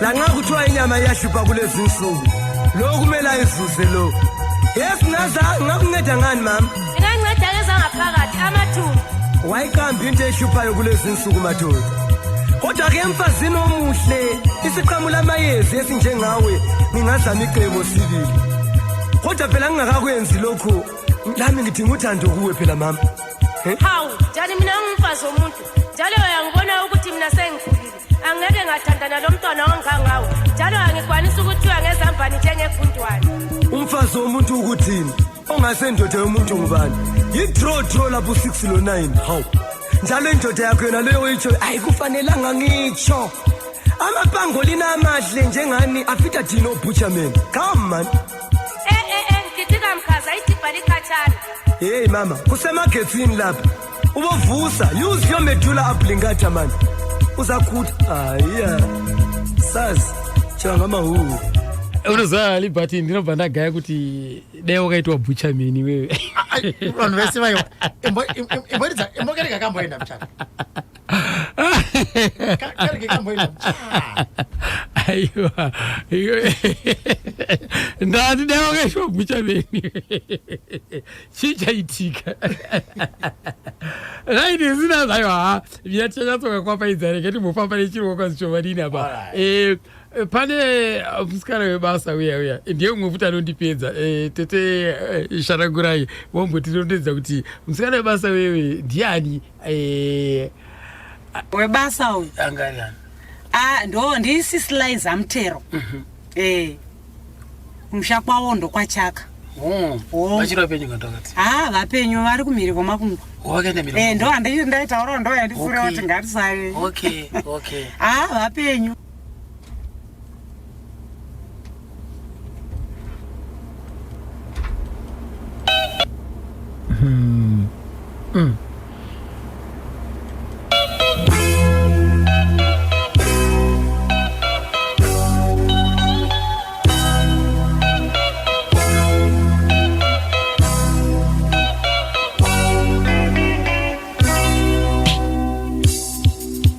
Basalini pano maraisi vani kana wadaini uchapuranye bado musana. Basalini pano maraisi vani kana wadaini uchapuranye bado musana. Musha mukuru kuna wamwe wose kana wadaini uchapuranye bado musana. Musha mukuru kuna wamwe wose. WhatsApp platform 0713938538 kwanzi makadiko vamushamarari pachimuti nepaRadio Zimbabwe pachaunga ipapo hanziko pakaridzwa take cover Sunrise Kwela Kings yanga ichiri pasi pababa Jairos Jiri here. Regaitizveka mhinduro yenyu togona kuipiwa panapa na baba David Mabvuramiti vombotiudza kuti zvaive zvakamira sei mukoma Mabvuramiti tivanzwisisuka vachipinda mudariro. Ziri band isati yakunzi Jaro Ziri band yainzi Sunrise Kwela Kings nekuti vairidza type yemusic yainzi Kwela, but band iri harina kutanga richiridza magitari, rakatanga riri band rairidza ainzi ma6phone kudhara, masaxophone ayo mumakonzati nemumatea party. Chakaita kuti band iri tange ndechekuti Jaro Ziri paakatanga nyaya yekuchengeta vanhu vane urema kumakokova kuBulawayo, paikura musha pakava nenid yekuti musha uzikanwe. Saka paita need yekuti musha uzikanwe manje pakachizoita idea yeband. Band ranga ririro sort of yeadvert kuti musha uzikanwe uye nekureiza mari. Saka yakatanga iri nyaya yema6phone. Vandiri kuziva maoriginal members aivapo ipapo ndiana William Duve nana Fanyana Duve nemhaka kuti vanga vagara vatori vana veJaro Ziri kudhara. Uye band ratanga kudaro, rakatanga rakadaro, then until kuma60s ndo pakazouya umwe murume muzukuru waJaro Ziri anonzi Robert Zengeya. Robert Zengeya is still alive, mupenyu, ari kuGweru kupaploti pavo kukonsela. Ndiye manager wokutanga weJaro Ziri band. MuJaro Ziri band imomo vaita macopyrights, vanga vasati vana komboza akazvimirira sakomboza, vaita macopyrights vachifadza vanhu. Ndakaenda muJaro Ziri ndine 5 years, that is 1974. Ndo pandaka identifyiwa na ivo Jaro Ziri pachavo, tichitenderera zvazvokuti handimoziva kuti vana vane urema nevana vasingaoni, vamwe vanhu vaiviga vana vakadaro mudzimba vasingadi kuti pamba pavo pazikanwa kuti pane mwana akadaro. Saka vaiti vakaenda tikaimba tikaridza votoona zviri kuti vamwe vana zvakadai pobuda vana. Saka imi makaidentifyiwa sei? Vakandiidentifya kubva kuburikidza nevamwe varungo vainzi ana Pellington. Ndo vakati no tine mwana asingaoni munomu. Ndaigara kuRio Tinto kukadoma, ndo kwandakazvarirwa. Ndakazvarwa kuPixton Mine, but ndakazoidentifiwa ndaka kuRio Tinto Kemen Motor kuEFL Flats kukadoma. Saka ndadaro ndo pandakaidentifyiwa ipapo, ndikatombofambawo chaizvo. But ava vaRobert Zengeya manja, since vanga vamanager weJaro Ziri band, ndo vaichiscouta talent, ndo vaichifamba vachiona mumaJaro Ziri center vana vane zvipo. Saka ndo pavakanhonga umwe ainzi Christopher Jenner anga ane urema pamakumbo but achigona kuridza madrums. Christopher Jenner ndo pavakazoona William Duve airidza saxophone. Mukateerera panzve inonzi take cover tichazokuudzai nezvazvo. munhu akaridza saxophone tere tere tere ndiye William Dube. Ndo pakazononhongwa torwa Fanyana Dube futi. Saka Fanyana Dube akauya muJairos Band aine musambo uyu wakazoitwa nana Love More Majaivha no. Wakauya uina Fanyana Dube. Akauya ari guitarist, ari kombosa. But vanga vasina vasati varekodha. Havana kurekodha ipapo. Saka vadaro ndokufamba 1980 ndo pakazouya Fanyana Stole. Fanyana Stole akauya nemhaka kuti Fanyana Dube anga abuda aenda kuJobs Combination. Ndo Fanyana Dube aenda kuJobs Combination ndo pakazouya Fanyana Stole. Akauya ari lead guitarist. Apa manje Jairos yanga yafunga zvokuti ichienda kuWireless.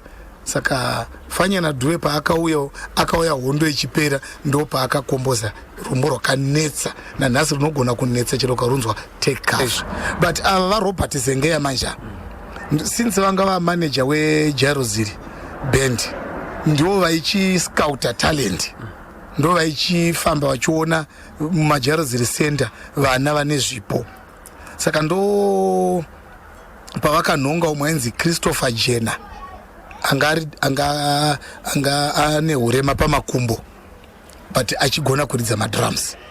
Christopher Jenner ndo pavakazona William Dube ndi airidza saxophone. Mukateerera panzve inonzi Take Cover tichazokuudzai nezvazvo.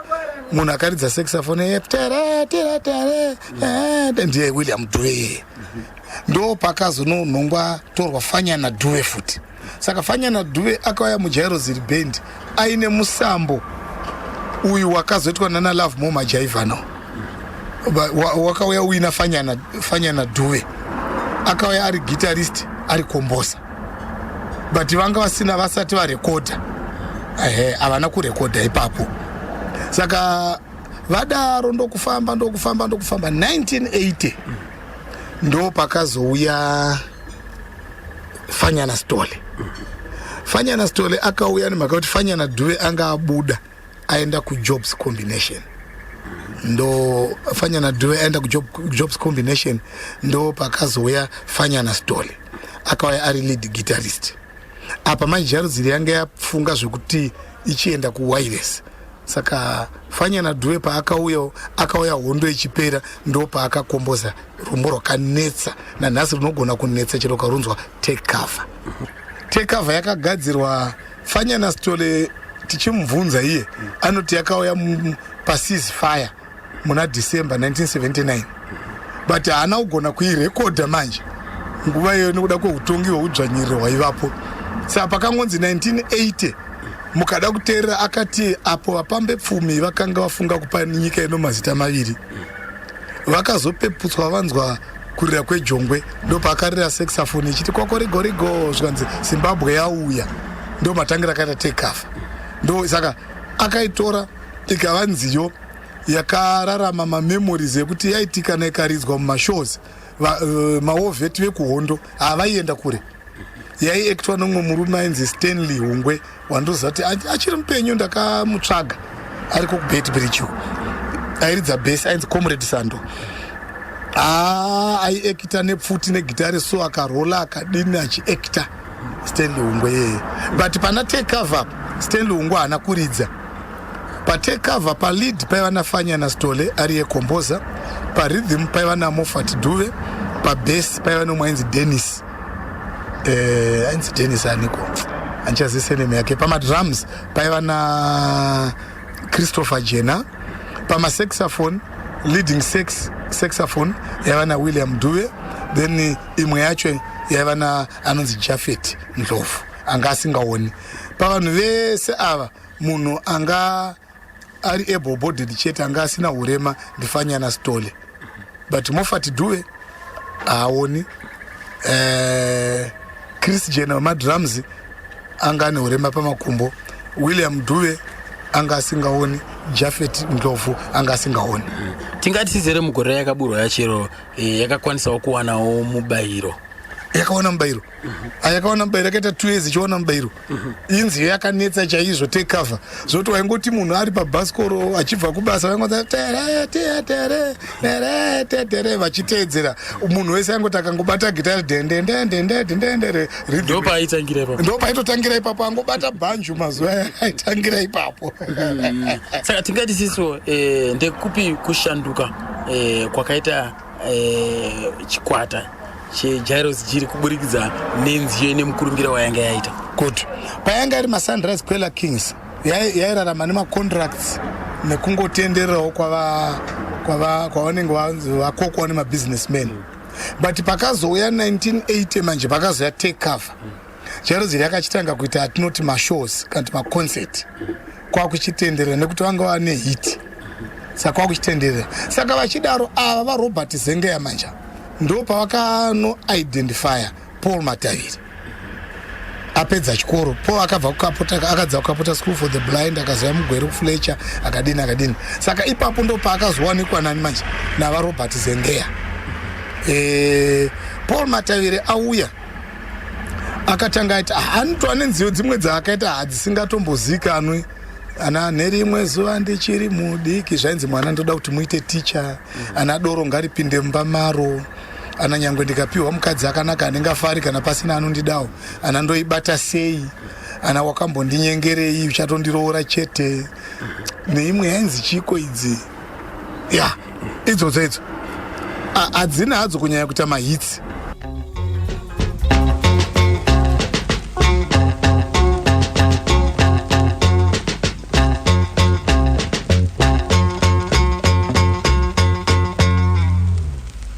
ndiyo mbakumba yaifarirwa nechembere neharabwa kurizevha vana mbuya vachinorima vana sekuru vachiinda kundari vasikana vachitora zvirongo vachiinda kutsime vana vachikama mukaka zvakapera musi wakauya hondo ndo musi wakatsakatika vakamanyira mumapako musi wakazosvika jongwe rakabva kudenga kurichiti pupuru dzi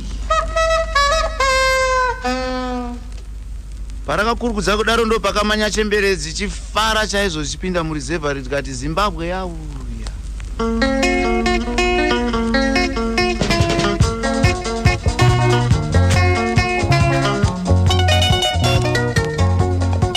amawanza kamkoma David Mabvuramiti naivoka vachitipa kuziva kwavo maringe neJairos Jiri Band nekuda kwokuti ndiye umwe zvakare akashanda naye kaJairos Jiri Band akashanda zvakare naye Mataviri mudzimu mukuru right ngade kutsigira ipa asi kunye pamdara Mabvuramiti shuwa patairidza magitari ipapo ndo pataitangira ndipo maitangira ipa rengarira bhanjo rangu remagitari rematwaini matatu hai katarira meOlivin engaenza ikapali Olivin shaya torori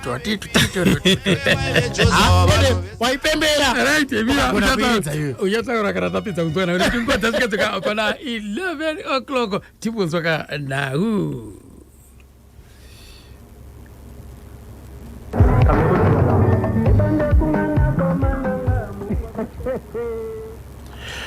kusho ukuthi zamane bengene nje kuphela uFarai ngoba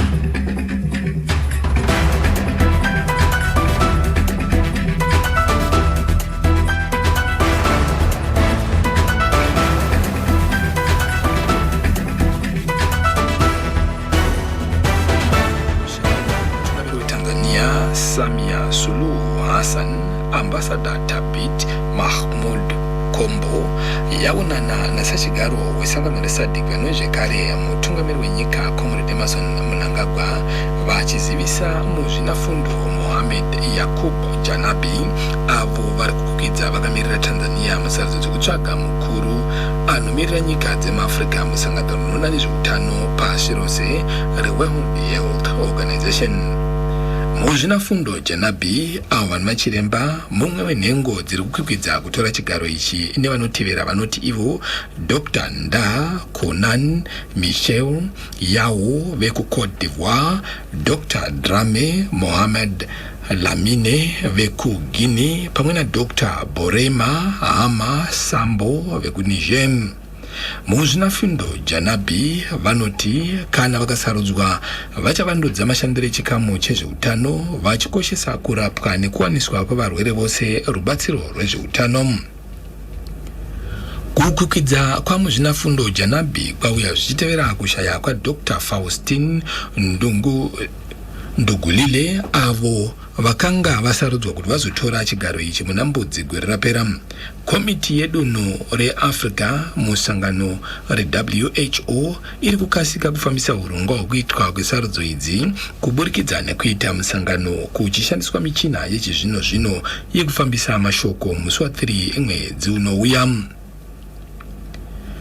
Masangano anoti Southern African Development Community SADC pamwe neReast African Community EAC avimbisa kukasika kutevedza gwara rakabvumiranwa nemasangano maviri aya rakananga kupedza gakava ranetsa muDemocratic Republic of Congo DRC. Kutanga kumwedzi wakukadzi vatungamiri venyika dzedunhu reSADC neEAC vakaita musangano wekutanga wakananga kupedza gakava rekuDRC.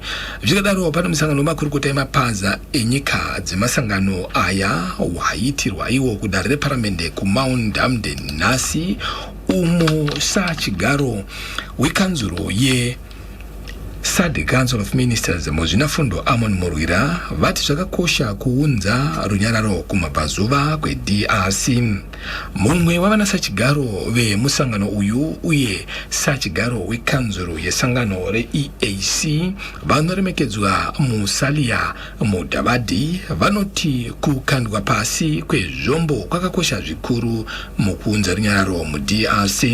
Sonda rapera musangano wevatungamiri venyika dzedunhu reSADC wakaitwa kuchishandiswa michina yechizvino zvino yekufambisa mashoko makabvumiranwa kubvisa uto riri muDRC redunhu reSADC iro richaburiswa zvishoma nezvishoma.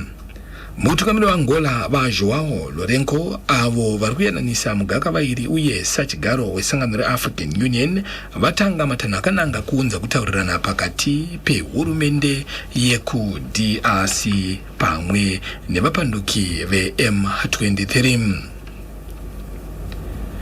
Bane chikwata chavana chiremba kubva kunze kwenyika chiri munharaunda yeGoromonzi uku chichange chichibatsira varwere pachena kumasvondo maviri pachipatara cheMakumbe Mission pamwe nemakirinika akakomberedza. Mumashoko avo avaverengerwa negurukota rehurumende rinoona nezvenyaya dzedunhu reMarshland East Advocate Itai Ndudzo pakuparurwa kwechirongwa ichi zviri pamutemo pachipatara cheMakumbe Mission nhasi, mudzimai wamutungamiri wenyika Dr. Auxillia Mnangagwa vanove mutsigiri mukuru wenyaya dzezveutano munyika vatenda vana chiremba kubva kunze kwenyika ava nekubatsira varwere pachena. Uku ndiko kupera kwenhau dzeno. Zona titu ziko mkwambiri poti pasankani zotsiriza patsiku lero pano Financial FM takutire kuzafika tsono pana 5 minutes past 11. Indaba sifundwa ngozanele Chengetamu. Isikhonzi sikamongameli weTanzania unkosikazi Samia Suluhu Hassan uambasada Thabit Mahmoud Kombo usabonana lomgciniselo wenhlanganiso yeSADC umongameli welizwe uComrade Emmerson Mnangagwa eseyamethulela uSiqamfundo Mohamed Yaqub Janabi olelunga elimele iTanzania ukhetho lokudinga umqondisi wenhlanganiso ye-World Health Organization emele amazwe akuzwekazi le-Afrika. Uncintisana kulolu khetho labanye abagoqela uDr. Nda Konan Michel Yawo weCote d'Ivoire, Dr. Drame Mohamed Lamin weGuinea lo Dr. Borema Hama Sambo weNiger. Usiqamfundo Janabi uthi nxa engenelisa ukungena kulesi sikhundla uyaphathisa kunhlelo zentuthuko yokuqhubeka kohlangothi lwezempilakahle emazweni akulumkhono. Lolu khetho luza kulandela ukubhubha kuka Dr. Faustin Ndugulile ngolwezinyakenye. Ikomiti emele amazwe akuzwekazi le-Afrika kunhlanganiso ye-WHO ithi kuqakathekile ukuthi lesi sikhundla sigcwaliswe kungakudala. Ngalesi sikhathi kukhandelwe ukuqhutshwa umhlangano lalabo abancintisana kulolu khetho mhla ka-2 wenyanga ezayo. Inhlanganiso ye-Southern African Development Community, SADC, le-East African Community, EAC, sezivumelana ukugcwalisa izinqumo ezavunyelanayo ukuqeda ukudonselana okukhona kwele Democratic Republic of Congo, DRC. Ngonhlola njalo nyaka inkokheli zamazwe kwenhlanganiso ye-SADC, le-EAC, zaqhuba umhlangano eziphana amaso okulwisana lokungezwana okukhona kwele DRC. Namhlanje kuqhutshwa umhlangano we-Joint Ministerial Meeting wenhlanganiso zombili lezi emzini omkhulu weta leParlamente eMount Hampton. Ekhulume ngomkhosini wokusungulwa kolomhlangano ngokusemthethweni, umgcinisihlalo wenhlanganiso ye-SADC Council of Ministers uSigcamfundo Amon Morira uthe ukuletha ukuthula kwele DRC kuqakatheke kakhulu ekukhuthazeni ukuthula lokuhlaliseka emazweni akuzwekazi le-Afrika. Umgcinisihlalo wenhlanganiso ye-EAC Council of Ministers uRight Honorable Musalia Mudavadi uthe ukukhuthaza ukukhumisana umlotha uqakatheke kakhulu ekuletheleni ilizwe le-DRC ukuhlaliseka. Kuvike epheleleyo emhlanganweni oqhutshwe ezinkokheli zamazwe akunhlanganiso ye-SADC kusetshenziswa imishini yakulezi nsuku kwavunyelwana ukuthi ibutho likhitshwe kulelo kusetshenziswa izinqumo ezibekiweyo. Kunjalo nje umongameli we-Angola umnumzana Joao Lourenço okhokhela inhlelo zokukhumisana umlotha obuya njalo abe umgcinisihlalo wenhlanganiso ye-African Union useqala inhlelo zokuqhutshwa kwenkulumo phakathi hulumende ye-DRC leqembu le-M23. Kulequla labodokotela bakwamanye amazwe elisesiqintini segoromonzo kwamaviki amabili ukuyaphathisa esibhedlela seMakhombe Mission Hospital lasendaweni eziqaqeleyo. Embikweni obalelwe ngumphathintambo kahulumende osebenzela esabelweni seMashonaland East onguye njalo okhokhela inhlelo ze-devolution kulomanga ngu-Advocate Itai Ndudzo emkhosini wokusungulwa lezinhlelo ngokusemthethweni namhla. Umkamongameli uDr. Auxilia Mnangagwa ngumsekelo omkhulu wenhlelo zezempilakahle elizweni uncome odokotela bakuleli abasebenzela kwamanye amazwe ngokusebenza nzima ukuphathisa uZulu eziqintini. uZulu eziqintini ekhokhelwa ngummeli walo mangwede leParlamente uComrade Beatrice Nyampinga uzincome kakhulu lezi nhlelo.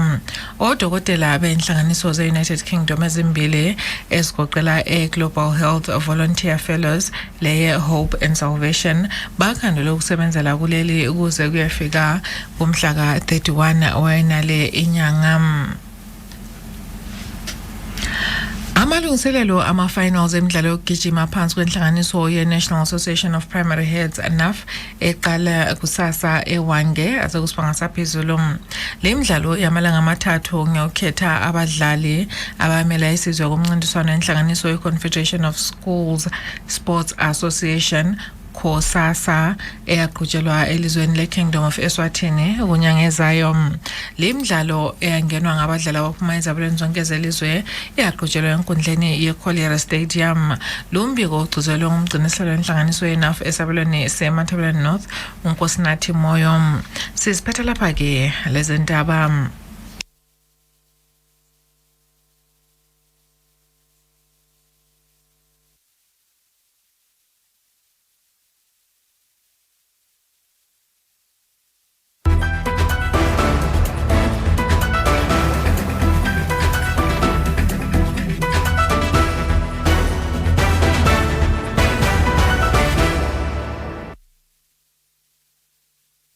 Indaba-ke ngolimi lwesishona nangesindebele sokwazi ukuthi siyithole ngesikhathi sika-6 o'clock kusasa kanye nango-10 minutes past 6.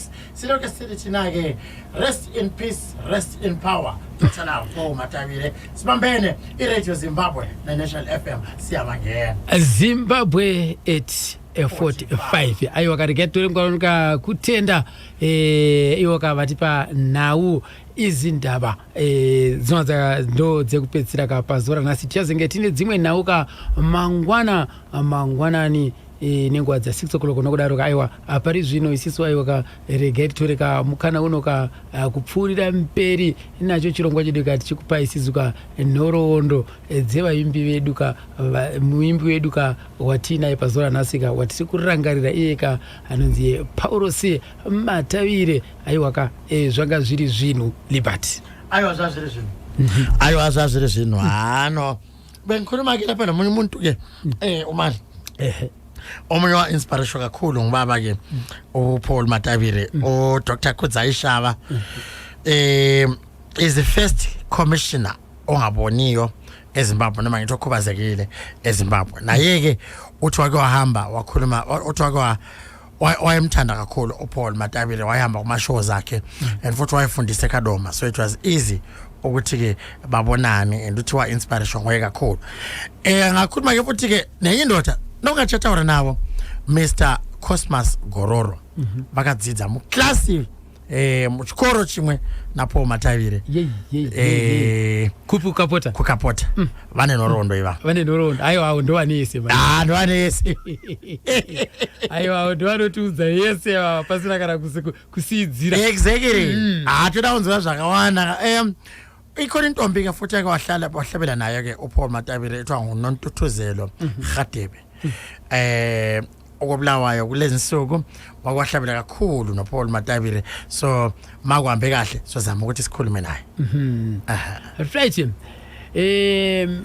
pane nawo yakazo viringidza Paul Matabile basa rake ko watanga nawo aina achireni aina kunditira zvakanaka watereri umari munomuziva pangwe yo unozwisisa pangwe Matabile yanga iri pfuti wanga uri mutsvere ndende zveshuwa achienda achifamba unozechera newa company waiyoyo aitomutsvaga Matabile itaura zvako but amene kuti mhepo dzakazobvawo nekupi pakomana zvinhu zvese papo ndo pandononge nini akadzokera kumashure panauye yekwachiundura yekunzi yekupomera unzi akabata chibharo nyaya inini haina unyambudzo nditi aiwa nenewa inobata zvakanaka nyaya popai ndo pandakaona kana kuri kudzikira akazoenda akazodzoka kubva kucollege asi kutaura chokwadi ipopai level ranga ratodzika anga siri Matabile uye watanyatsokuziva cheche ane panchi nekuti kanguva yake kakamboti ziko ka pane zvimwe zvinhu zvakatosarira mumashure hai uqinisile umari but andichabona ukuthi phela kumele sike sikubona ukuthi isizathu esokuthi kwenzeka lokho asesiphi because andibona ukuthi babotshwa benguthi 1991 was not a good year for ama musicians eZimbabwe kwabotshwa Matabile kwabotshwa Chimbetu but uChimbetu waphuma wahlupha the very same way ahlupha ngayo so into kumele sibhekisise ukuthi what caused Paul Matabile ukuthi awe esevele jele hatitoziva baba saka nokudaro itakaita tsvagurukudzaro nokuti vazhinji panapa vari kubvunza ndikatata paWhatsApp platform akunzi zvii zvakaitika chii chakatora nzvimbo makutoti akazviita here nokuti isisu taikura tichinzonzi akazviita saka takaita tsvagurudzo dzedu panapa naLiberty Mpahla tikati aiwa regai taure nevanhu vakasangana naye panguva yacho iyoyo tinzwe kuti zvakafamba here zvakafamba sei nokudaro takabata inini mukoma David Mabvuramiti ndeumwe waishanda naPaul Matabile tinzwe kuti zvechokwadi zvinhu zvakafanana naizvozvo zvakaitika here wakabata chibharo chokwadi here Paul Matabile tinzwe mukoma Gonora kuti uyu musikana uyu yaiva friend yebendi tikangoenda mana chiundura imomo kwekwe nechimunhu munzvimbo dziri padhuze aitevera bendi musikana saka muushamwari imomo kuti tizonyatsoziva kuti mweya uyu wekuti vazoti tazobhinyana wakabva kupi but ushamwari wanga uripo ushamwari wanga uripo ushamwari wanga uripo chaizvo asi andinoziva here kuti nemhaka yekuti nhasi unochero mukadzi upi akangoti umari watondibata izvozvi pembe yacho inosvika kure pembe yacho yatongorira yekuti ndabatwa yarira haidzimi sai inini ndosakaona ndati handisi kuda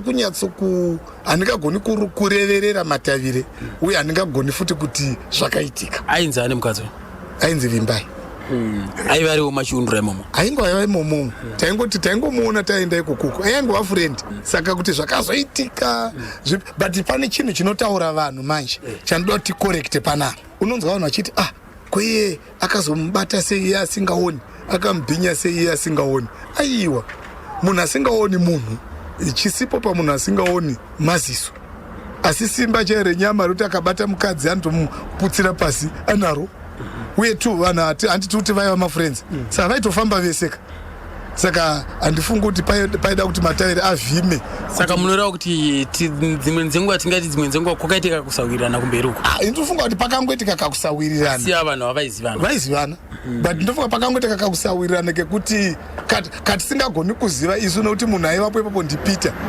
Right. Peter uyu ainge ari ani?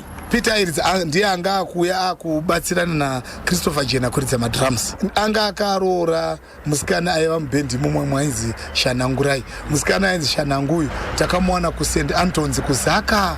Andinoziva kuti takaenda nebhendi kuZaka. Saka pakuridza musikana akangojambira pastage. Ndobva arova jive yekuti manager vakati atingasiyi munhu akadai ndomatorera takaita Shanangurai. Saka ndiye akazorora naPeter yeye. Saka Peter uyu the unfortunate part Peter wacho akafa. Asi dai Peter aivapo ndiye aizogona kupupurira vanhu chokwadi kuti chii chakamboitika because vaiva vese. Ko Shanangurai Shanangurai anga asara kubhesi. Peter uyu vakaenda vese here namatavire kuchiitiko ichi? Vakatoperekedza because matavire anga asingazogoni kudzoka ega. Saka Peter ndiye wanga waiona? Peter ndiye aiona. Peter ndiye aiona. Uyu matavire ndiye anga asingaoni. Ndiye wakaperekedza munhu kunosiya? Vakafamba vese. Saka zvakaitika ikoko mazviri pakati paPeter namatavire navimbai. Asi Peter achidzoka kwamuri mimi nokuti mimi ndiye wamaifanira kubvunza kuti nhai shamwari yangu zvakafamba sei? Aingoramba aingoti hapana zvakaitika. Asi nyaya yacho inonetsa because pane tumwewo taingotaridza kuti pamwe pakangoita kakukwizanawo pane masaini aitaridzika izvozvezvo. Saka handosaka ndati handigoni kureverera mataviri uye handigoni kumuchenura futi nekuti mimi mamusiko kwazvaitikira tatandosara kakwatataridzira kubasa ivo vachiperekedzana. Asi yanga iri nguva yekuti mapedza kuita basa? Tatapedza Jerusalem Band yaipedza kuma11. Saka tapedza handi vanhu vaimbomwa vachimbotandara saka ndonguva yacho iyo. Saka nyaya yakazobuda pachina mangwana kwaedza uyu akatobva atoenda kumapurisa ipapo kwaedza. Tiri kunzwa kuti ane kakatoenda usiku ihwohwo. Saka imi makazongoona mwenyu wako atosvika zvikanzi tione hembe yawangu akapfeka tione chi tikatona isu tichiri kuda kuzama kuti tizive kuti chii chiri kuitika. Uyu anga atotakura paipa pakati joke of the year inguva ipi? Yanga iri nguva ipi joke of the year nokuti paipa anga atorwa nemapurisa akadini? Chii chakaitika paya? Matavire zvaakaita anga ari pabail. Ndopaakaimba kambo ikako ndopaakabva imba kambo ikako akaidena kwakuri kudena uko akaidena matavire. Saka munobvira here kuti kambo kaenda kakabva kaita kuti vabva vamukasira kumuti aiwa uya kuti zvidza? Tingadaro hedu because ivo vanhu vakangoitawo zvinhu zvavo zviri professional kuti nyaya yanga yagara iri kumatare asi aidena. Asi kakanyorwa nguvai matavire vaimbi zvatinoita nezvoti unogona kungonyora kambo ipapo noda kwesituation kwemamiriro ezvinhu unotonyora kambo. Asi kakaiswa padamba refu munoira kuti damba refu ranga ragara rakagadzirwa? Ranga ragara rakagadzirwa kangosvika ngopfaiwa ndobva kanzi ngatobvisa kamwe pakatoscratchwa kamwe ipapo pakatoiswa ikako. Rakatambirwa sei? Yakatambirwa yakatambirwa nekuti anga aro akapanhongonya bhozi munhu wese anga ari kusaidhira mataviri vese angoti haana kuzviita akazviita sei asingaoni haana kuzviita akazviita sei. Saka ndosaka muchiona chero pamutongo Peter akagara makore akati wandei mujeri kudarika mataviri. Peter akatozombogara makore makani? Akagara 5 years. Mataviri akagara makara 2 years. Saka sei Peter akagara akawanda? Handinyatsonzwisisa amene kuti mutongi akaonei panyaya yacho. Takamboti pamwe akaona kuti uyu haoni uyu anoona here but tikati mutemo haungazotongi kana kuti dzimwe dzenguva naiyewo wakaitawo kuti pamwe naiye wakaitawo hatizivi. Liberty isi tatiri kuchikoro pamakore acho asi chokwadi here kuti kambo kakabhanwa nekuti isisi mashoko ekuti akambo kakanzi akafanira kuridza pambi takatombozinza asi tatiri kuchikoro panguva yacho saka ini chokwadi handichizivi. In fact paradio 2 kakambonetsa kamboda kupinda patop 20 handiti ndomba kanzi anga karegwe pakatobuda panewspaper kuti anzi kabhanwa nekuti kaita kwenge kari kuseka mapurisa najaji ndo zvakaitika. Saka akana kutozombobvira akapinda mumachatsi eredio tunguva iyoyo zvokutoti vakawanda vakatoti you guys asi chii chiri kuitika wani muri kumboridza dzimwe nziyo dzinotaura zvisina basa dzimwe dzacho dzinonyadzisira asi aka nekuti karidzwa namatavire here ndosaka kachinzika joke of the year kakanetsa zvako asi paredio 3 kakaita number 47 mugore ra 1990 kakabuya patop 50 yes top 100 saka unubuko amatavire iwe rekatinzwe kune mnin'ina wacho Watson kuti zvechokwadi here zvinhu zvakaitika ngoma Watson anova ndiye ka rimwe chete nyaya yakadaro inonetsa uchiurambe asi zvakazoshamisa pakati papera nguva yadoshaya pakazobva mwana wogwirwa achikanzi ndiri mwana waPaul Matavire wakaitikira nyaya yacho kuti ndimwa ichokwadi here chemwana iyoyo kana kuti kwanga kwangu kungoda ungotaura nhema achikwanisi kumupupurira kuti hainhema kana kuti ichokwadi. Mwana uyu waibva kupi? Waibva kwachiundura ipo waitika nyaya? Waibva. Amai vake vanga rapenyu? Iye vachi amai vake vakashaya. Saka iye wakaudzwa nani kuti ukafamba so ndo kwaunoona hama dza watiri kufungidza kuti ndo baba vako? Iye anoti akazviona mumanyuzipepa angozofamba achingobvunzawo dzamara asvika. Saka iye aipupura here kuti zvakaitika kuburikidza nechiitiko ichocho chakaitika iye semwana aingoti kanzi ndakaudzwa namai vangu wakufa kuti uri mwana waPaul Matavire. Asi mai vacho takazoda kuronda nhoroondo yacho kanzi ndiwo vacho vainzi vakarepiwa vacho. Saka hatisinyatsoziva kuti asi zvogona kuva zvakaitika ndanyatsangu kuti ndo zvakaitika. Tinozviziva isisu kuti kana ukatarisa mwana hauzoshayiwo kuti asi aka kanenge kapuno kari apa kana mhazha iri apa kana miromo iyi uyu anenge ndewe kwedu uyu. Mwana angasina kana chiratidzo chimwe chete? Zvaivapo zvimwe nokuti kana ukanyatsocherechedza haungashayiwo chekupomedzera. Saka sei imi musiri kugutsikana kuti unoziva zvinoitika ka vanotaura vanoti kurepa chinochanga iziso unotumidzira kufungwa dzekuudza zvekuita. Ndose munhu anga asina maziso uchiva kwacho kuti gwakatangira papi ndo panonyatsonetsa uchichiona kuti gwakatangira papi.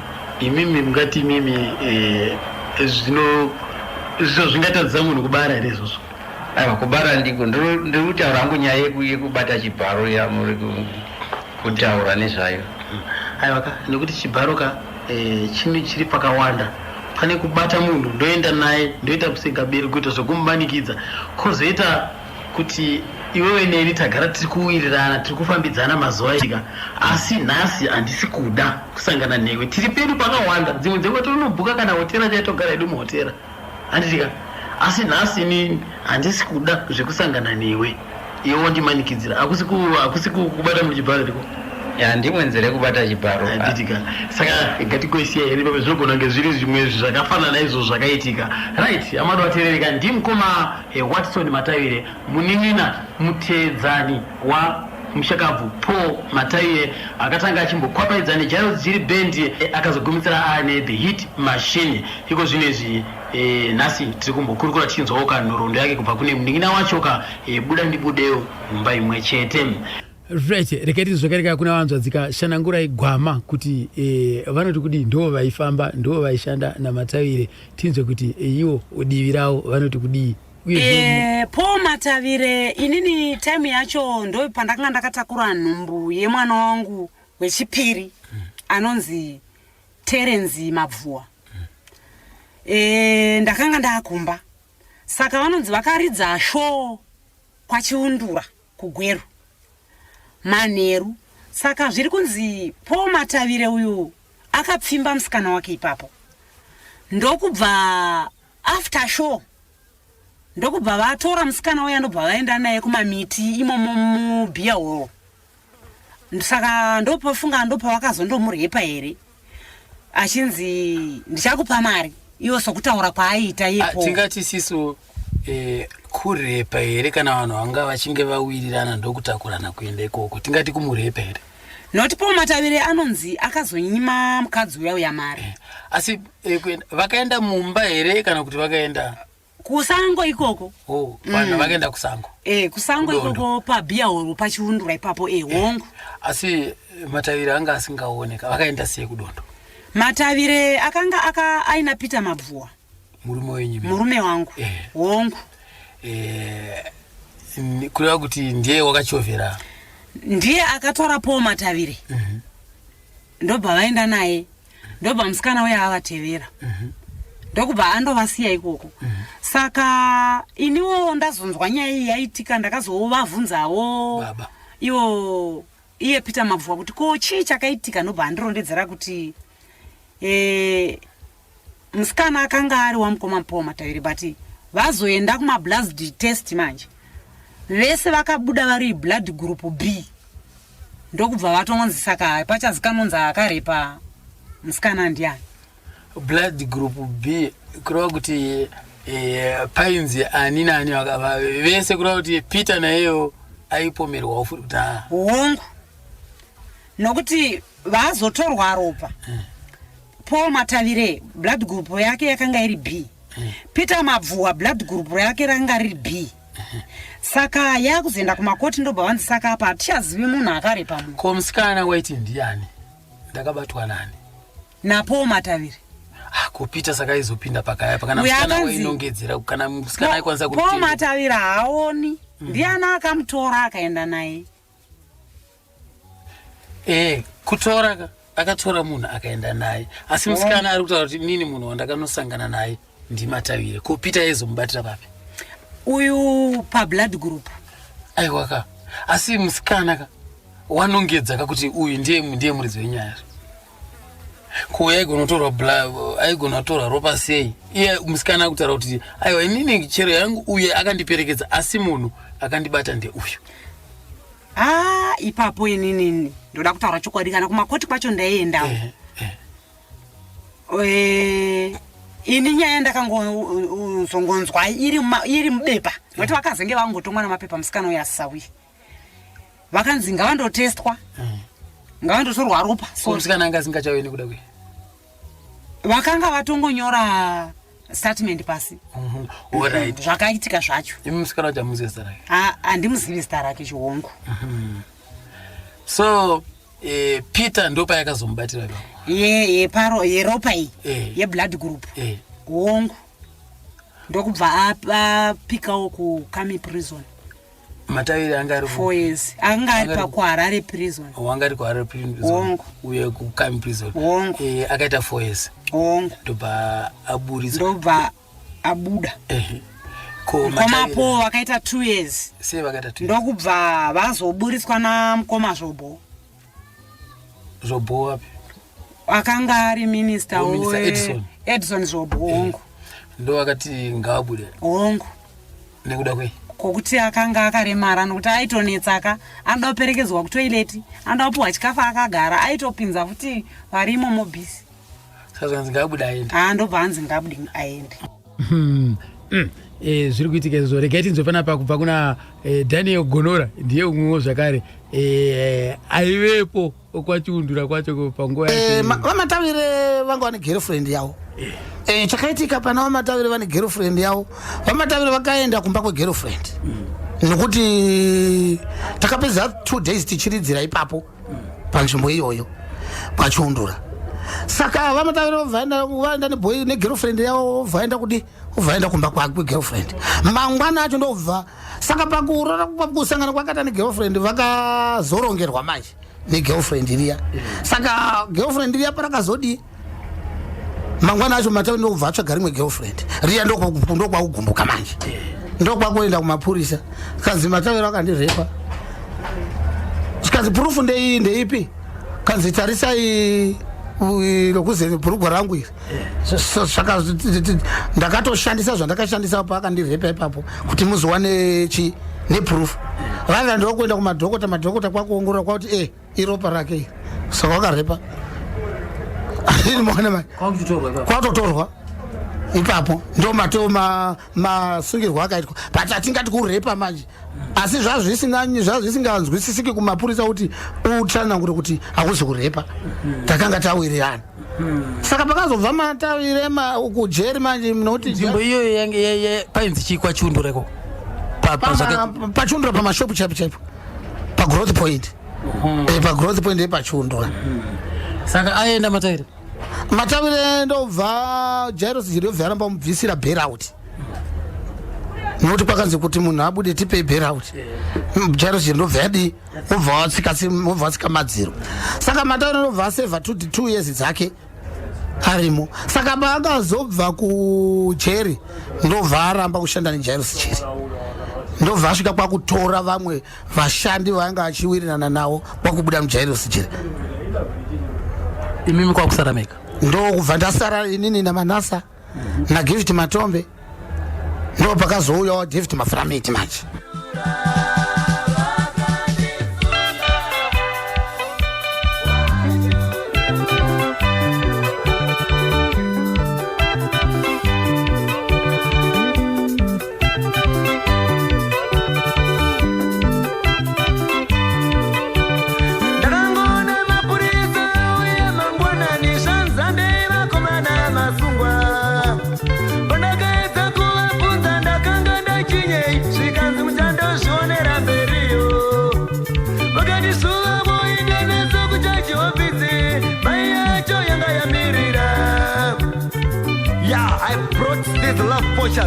I mean, you guys are guilty of robbing a love bank. You forced this woman to love you last night, isn't it? You forced this woman to love you last night, isn't it? Kumanikiza kuti agude. As you are guilty of robbing a love bank. Ndemwe munhu panapa Umari akambodzidza nababa Paul Matawire in the same school. Koma Oliver Gororo. Koma Cosmas Gororo. Se Magadi. Hello Mr. Gororo. Hello Mr. Gororo.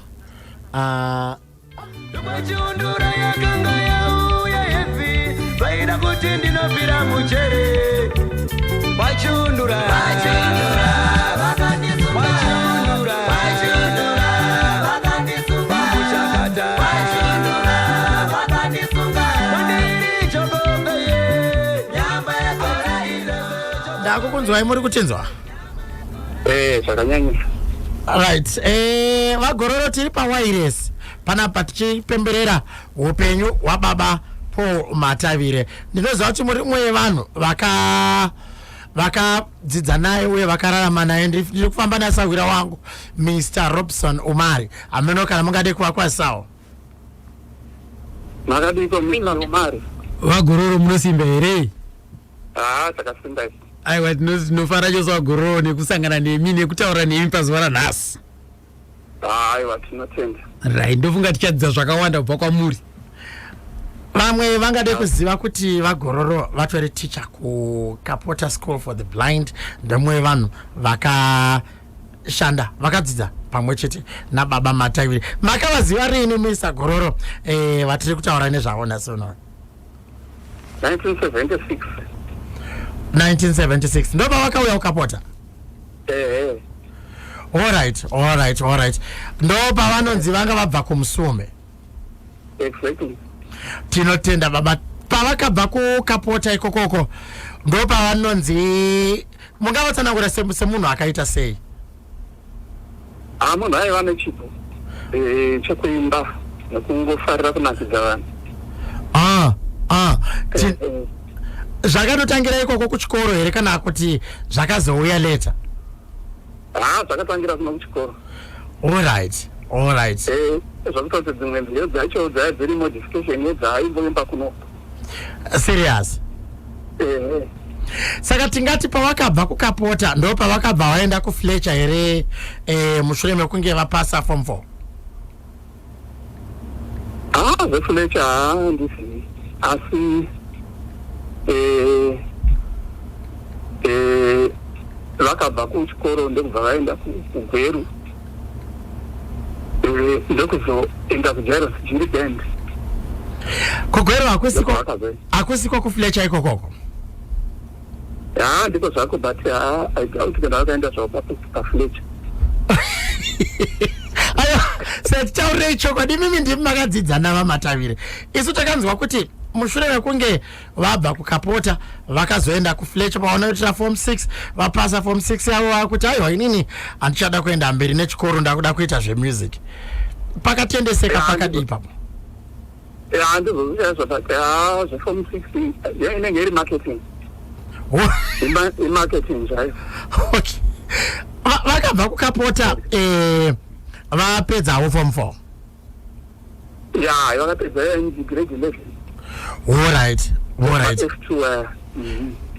Inyaya dzipi baba dzaiitwa navamatavire vari kukapota zvikada dzinosimudzira kana kuti dzimwewo dzaitinetsei nekuti chikonzero chechirongwa chino ichi takabatana neNational FM kudai ndechekuti vaimbi vari kupinda munyaya dzemumhanzi vadzidzewo kubva mazviri.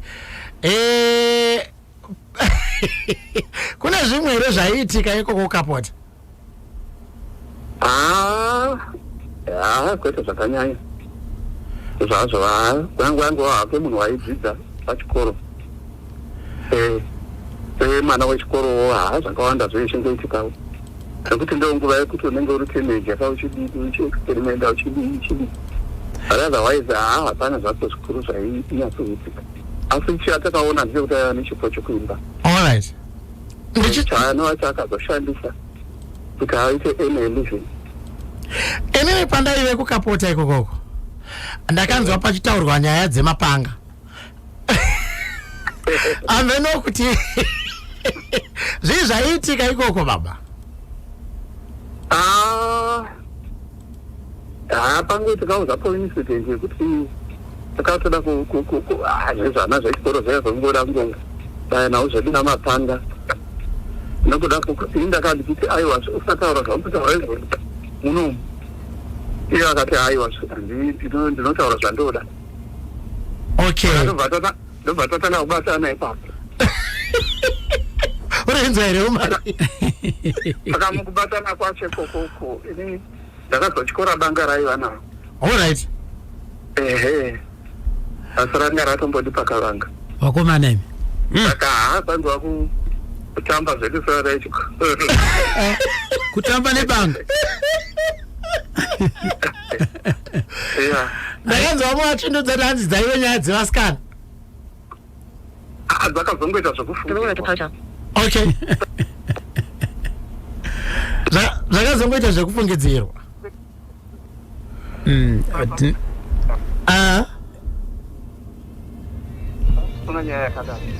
Hakuna nyaya yakadaro. Zvikada mamatorerwa wakamudhara ndimatavire kawe.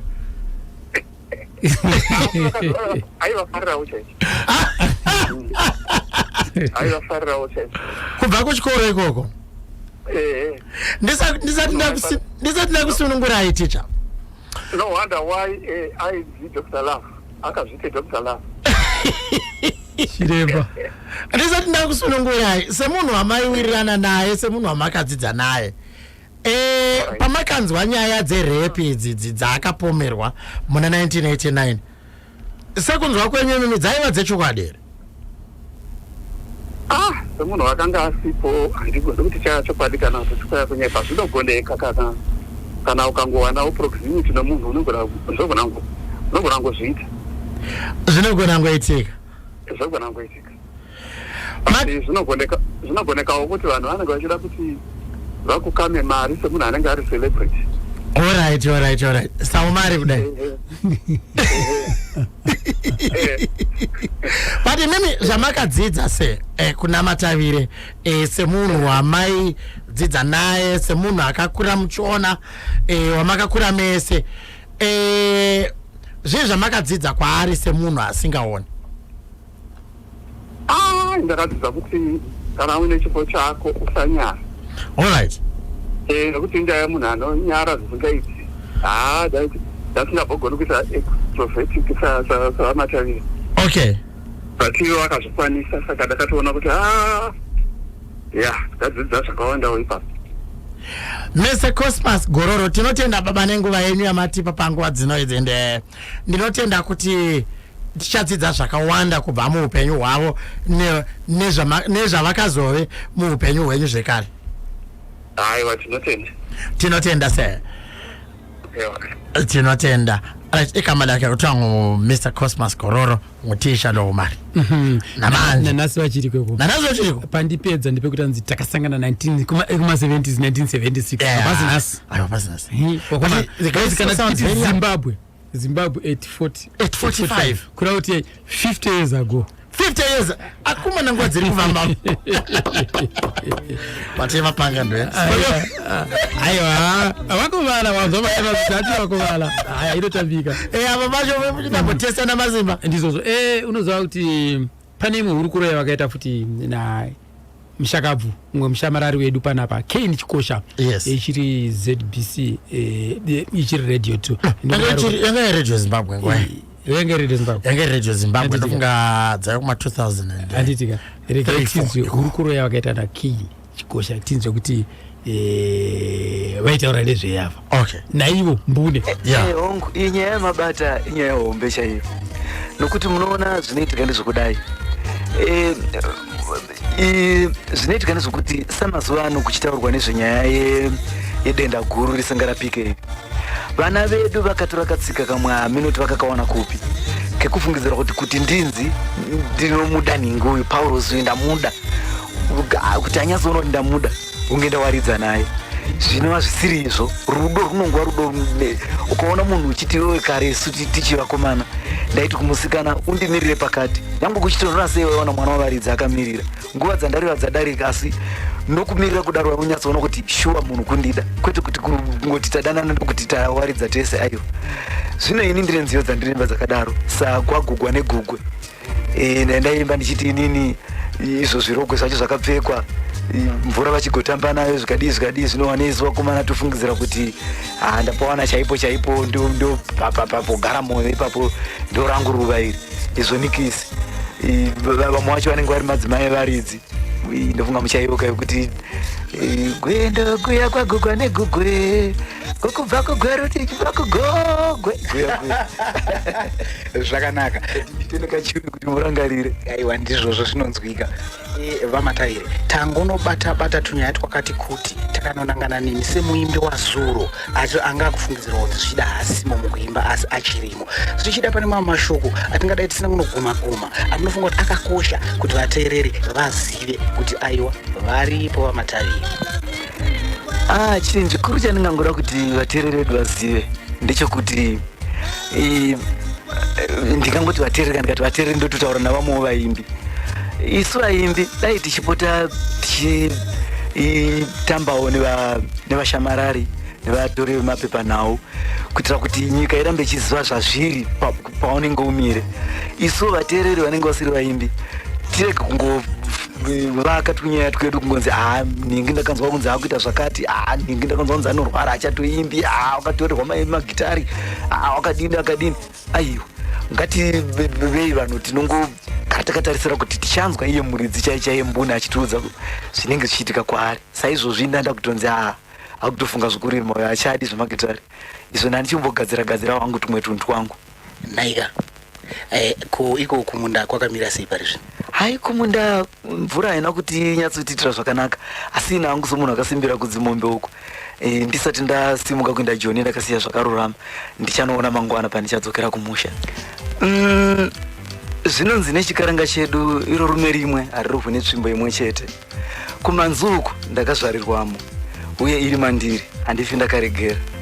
Izvi zvemombe izvi ndizvokutiwo izwi rikashoshoma rimwe gore ndikakonawo kuti ndoimba sei ndione kuti chinenge chichiraramisa uye chingararamisa vana. Asi zvemanzi ndichirimo zvachose kuti vanyatsogutsikana kuti zveshuwa ndadzoka. Damba refu idzva iri, zimbe romoto, ndo randichaita kuti vanyatsobvuma. Right. Scissors ndazwa kuti une umwe hoi naye zvekare papo. Nginomunyeke futhi okwaqula nobaba uPaul Matavile lapha kahlahlika mawuthiwa unontutuzelo eGatebe. Sisinanzele kunjani? Ngiyaphila njani ibhuti wami? Ngiyaphila, ngiyazi usenkonzweni njengamanje. Seyakhonza manje? Kakhulu. Sibongaza ilanga elibalekile namhlanje ilanga lika baba Paul Matabire. Ngiyazi ukuthi wena wakwasebenza naye Paul Matabire ubekacula naye angithi? Niqale nini?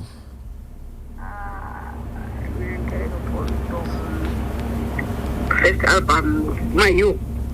Mayo. Yeah, Kissimo sifiki anti lokuzini album yangu. Lapha na uKissimo sifiki leyo no osenza lapha. Ngaqalisa naye Mayo. Alright. Nasenehlukana nini? Ngasehlukana ngo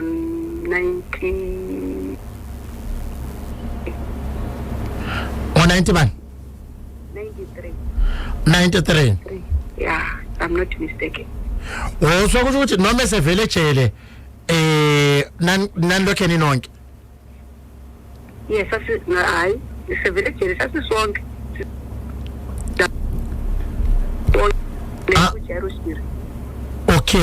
Okay. So kusho ukuthi wena waqhubeka neJairos Chiri even after uPaul eseboshiwe esephumile wasocula naye. Wachapha ku hit machine. Wachaphela ku hit machine. Yeah, ngachaphela ku hit machine. Okay, lenza ama album amangaki lapha na hit machine? 1. Iphi yakhona? Back from college. Oh, back from college. Ngiyakuzwa. Ungamchaza njengomuntu onjani my sister Paul Matabire? uPaul umuntu we-right kakhulu, umuntu we-straight. Noma nje okunye nje utshwala yibo babukhulela but hayi we-right. Utshwala babumkhulela? Yeah. Kwakusenzekani uma esebuhlabile? lapha na we-under management. Manje sekuyithi machine ya umzukulu Wellington nguye wayesengu manager wesithi sekuru sekuru wakhe Wellington, so awayemkhulela wayengamkwanisi. Alright, so ukuthi mawa yesezi manager kwase kusehlula ukuthi azikhuze. Hayi basungani kuya yikho kwagcina sengichiya lami ngoba ilast show esayenza isasivele eMozambique. Hayi esenathe kakhulu bhuti wami. Wenzani esemhlabeni? Hayi khuluma umntando yayi. Wayelahla ispeaker.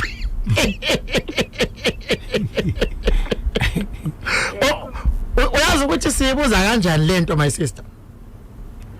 Sifisa ukuthi kahle ke laba abangena emculweni nabo bafunde kuye. Akithi uyasho njengamanje uthi into yasuka yambulala i-career yakhe butshwala uphuzo olidakayo. Ngamanye amazwi uthi ukuthi wena kube kaphuzanga kakhulu wayeza qhubeka kahle ngomculo. Uyangithola? Ngiyakuzwa. Na awungitsheleke my sister. Angazi noma usangizwa kahle. Akasazwakala. Hayi sengiyakuzwa lami ngasa. Uyangizwa manje? Ngithemba uyangizwa. Kunendaba lapho esiphikisana ngayo lapha my sister. Angazi noma nawe usasebhendini ngaleso sikhathi. Indaba ayiboshelwayo le ukuthi kuthiwa kahle ke wake wagqekeza umzimba womunye umuntu. Usho ukuthi sasikushiwo sasikothundula lapha. Nali kothundula? Ya isasikhona lapha. Lapha ngithona ukuqamba amanga lapho kumele ngikhulume iqiniso thina sasi wethu kulala and futhi lapho esalala khona thina saphinda ukulala kusemapoliseni. So bona babelala ebhasini.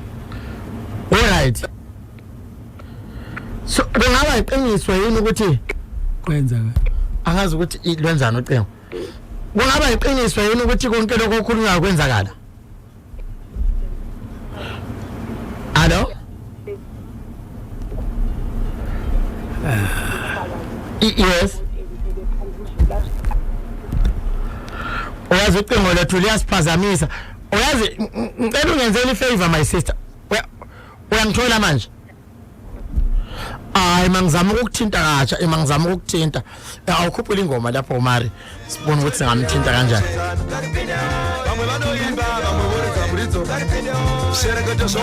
yanga irishasha avaridzi vemkombe vanhu vapasisi vari kutaura doro ndorimwe rakazodzoka romuvhiringa vanhu vakazombowana mukana umwe wekuti wamboendawo kumvunuridzawo kaunze kwenyika uko kasi hei zvinhu zvacho zvakazogombera nenyaya yekudhakwe rekati nzopana umwe wandakakurukura naye anonzi give 6 pence achirondedzera pa kuti zvakafamba sei taingotamba tingori mukati tese chingotenderera tunga imwe yobvawo yakanza ndikukuda kukwekwe asi program yanendera kukwekwe yanga iri program yaPaul Matavere aida lead guitarist waida kuenda kuUK saka waida kuti ndiwaridzire chimalead tomatori wanda mabhenda aenda ari maviri taenda kuya manje ko lead waMatavere angaita sa andizivo handambozva kuti zvakachiva taenda kuya tabata paipai saka muziva kuti sekurupo manje mukombe wairova mukombe waimwadoro ndora Matavere yeah waimwadoro kuita zvekutamba zvekuti mapromota vaida kutakura mabhenda kuti aende kuUK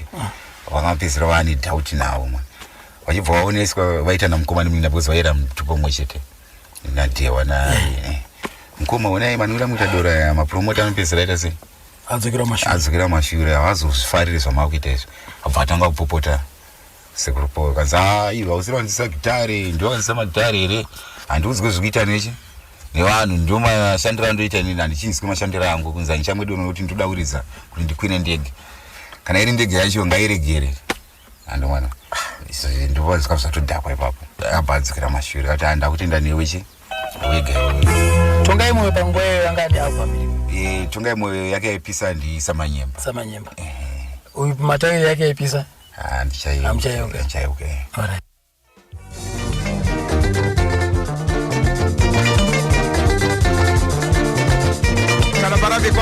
ndoka first single kaMatavere aka neJairos chiri bendi doro ngaripinde mbamaro mukombe anzaita kutamba nawo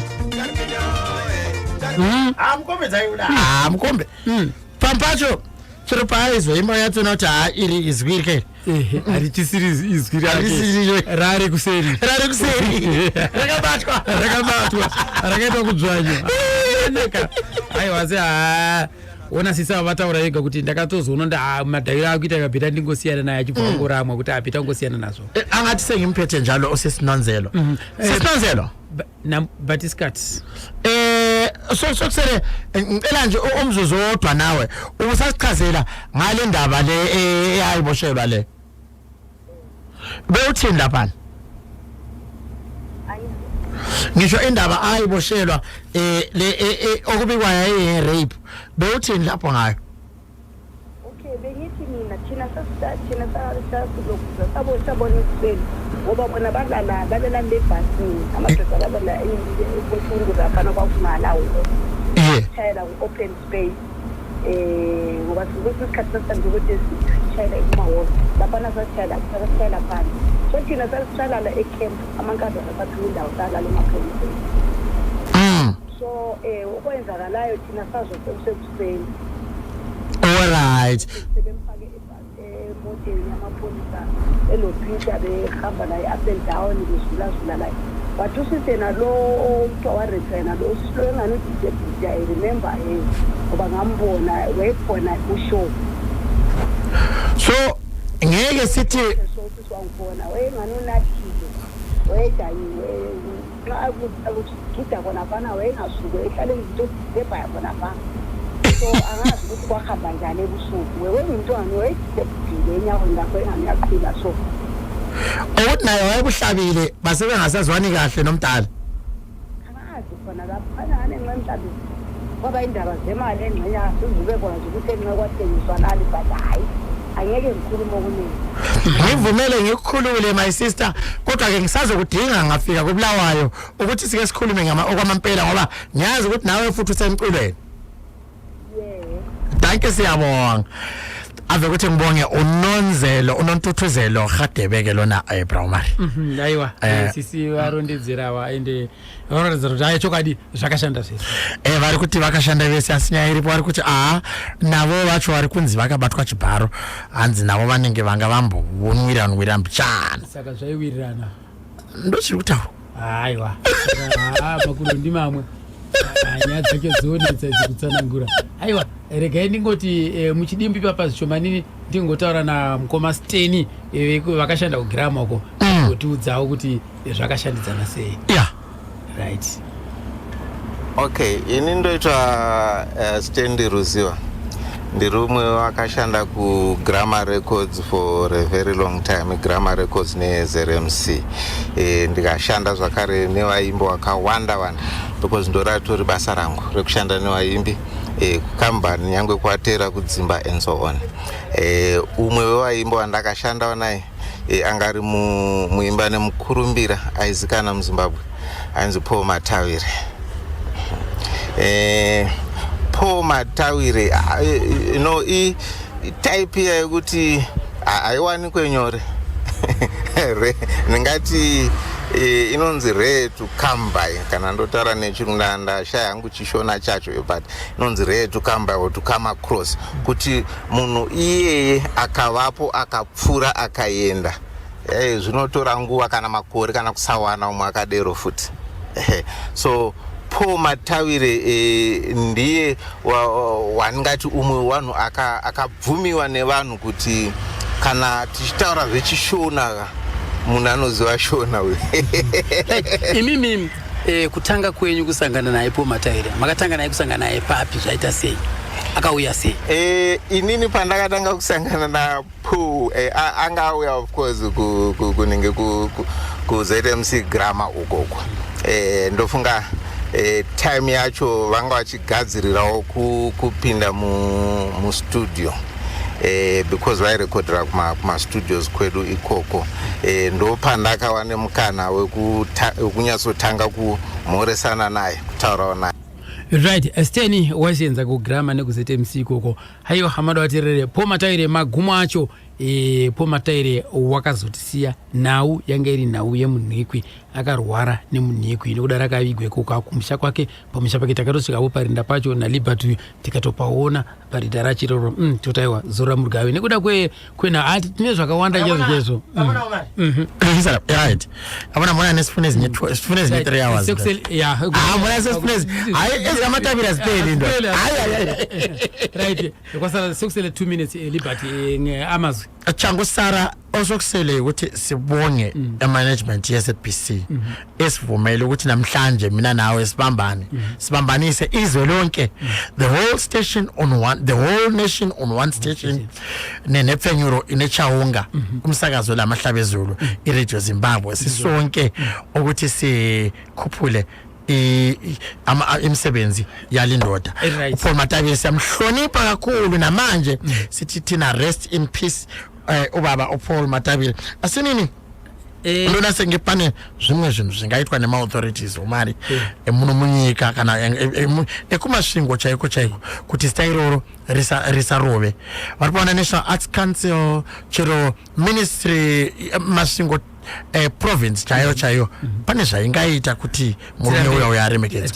Aiwa ndizvo zvamara vacherereka nguva dzedu dzojanaka topa kutenda zvikuru kune utungamiriri weZBC pakuti pakamukana iwo kuti aiwa takabatana Radio Zimbabwe National FM tiri vanhu vanofungudza kuti sisi takasiyana aiwa tiri vana vamwe ndozvinokuratidza izvo kuti tiri vana vamwe chete mbesayani muchindinzwa ku National FM umari muchimunzwawo futi Radio Zimbabwe tiri vamwe nekudaroka aiwa ngazvirambe zvakadaro vakuru vebasa aiwa tinokutendai mukana wakafanana naiwo unofanira zvakaita kuzowanikwa nguva inoteera kuti aiwa vanhu vange vachiwana zvakawanda vachidze zvakawanda kuti kubatana kwedu kuita kuti vanhu vadzidze zvakawanda vabatane futi zvekare taura zvako right boss Chekai tinotenda boss Chikwape tinotenda boss Isaac Munzabwa siyabonga baloi ya commando yes please mais mango siyabonga Andrew Pembe aiwa tinokutenda imese aiwa ndopa kutenda kachikuru amaroterera nguva dzese pana 12 o'clock inini na DJ Scissors aiwa taronzira tosangana zvakareka mune zvimwe zvirongwa Scissors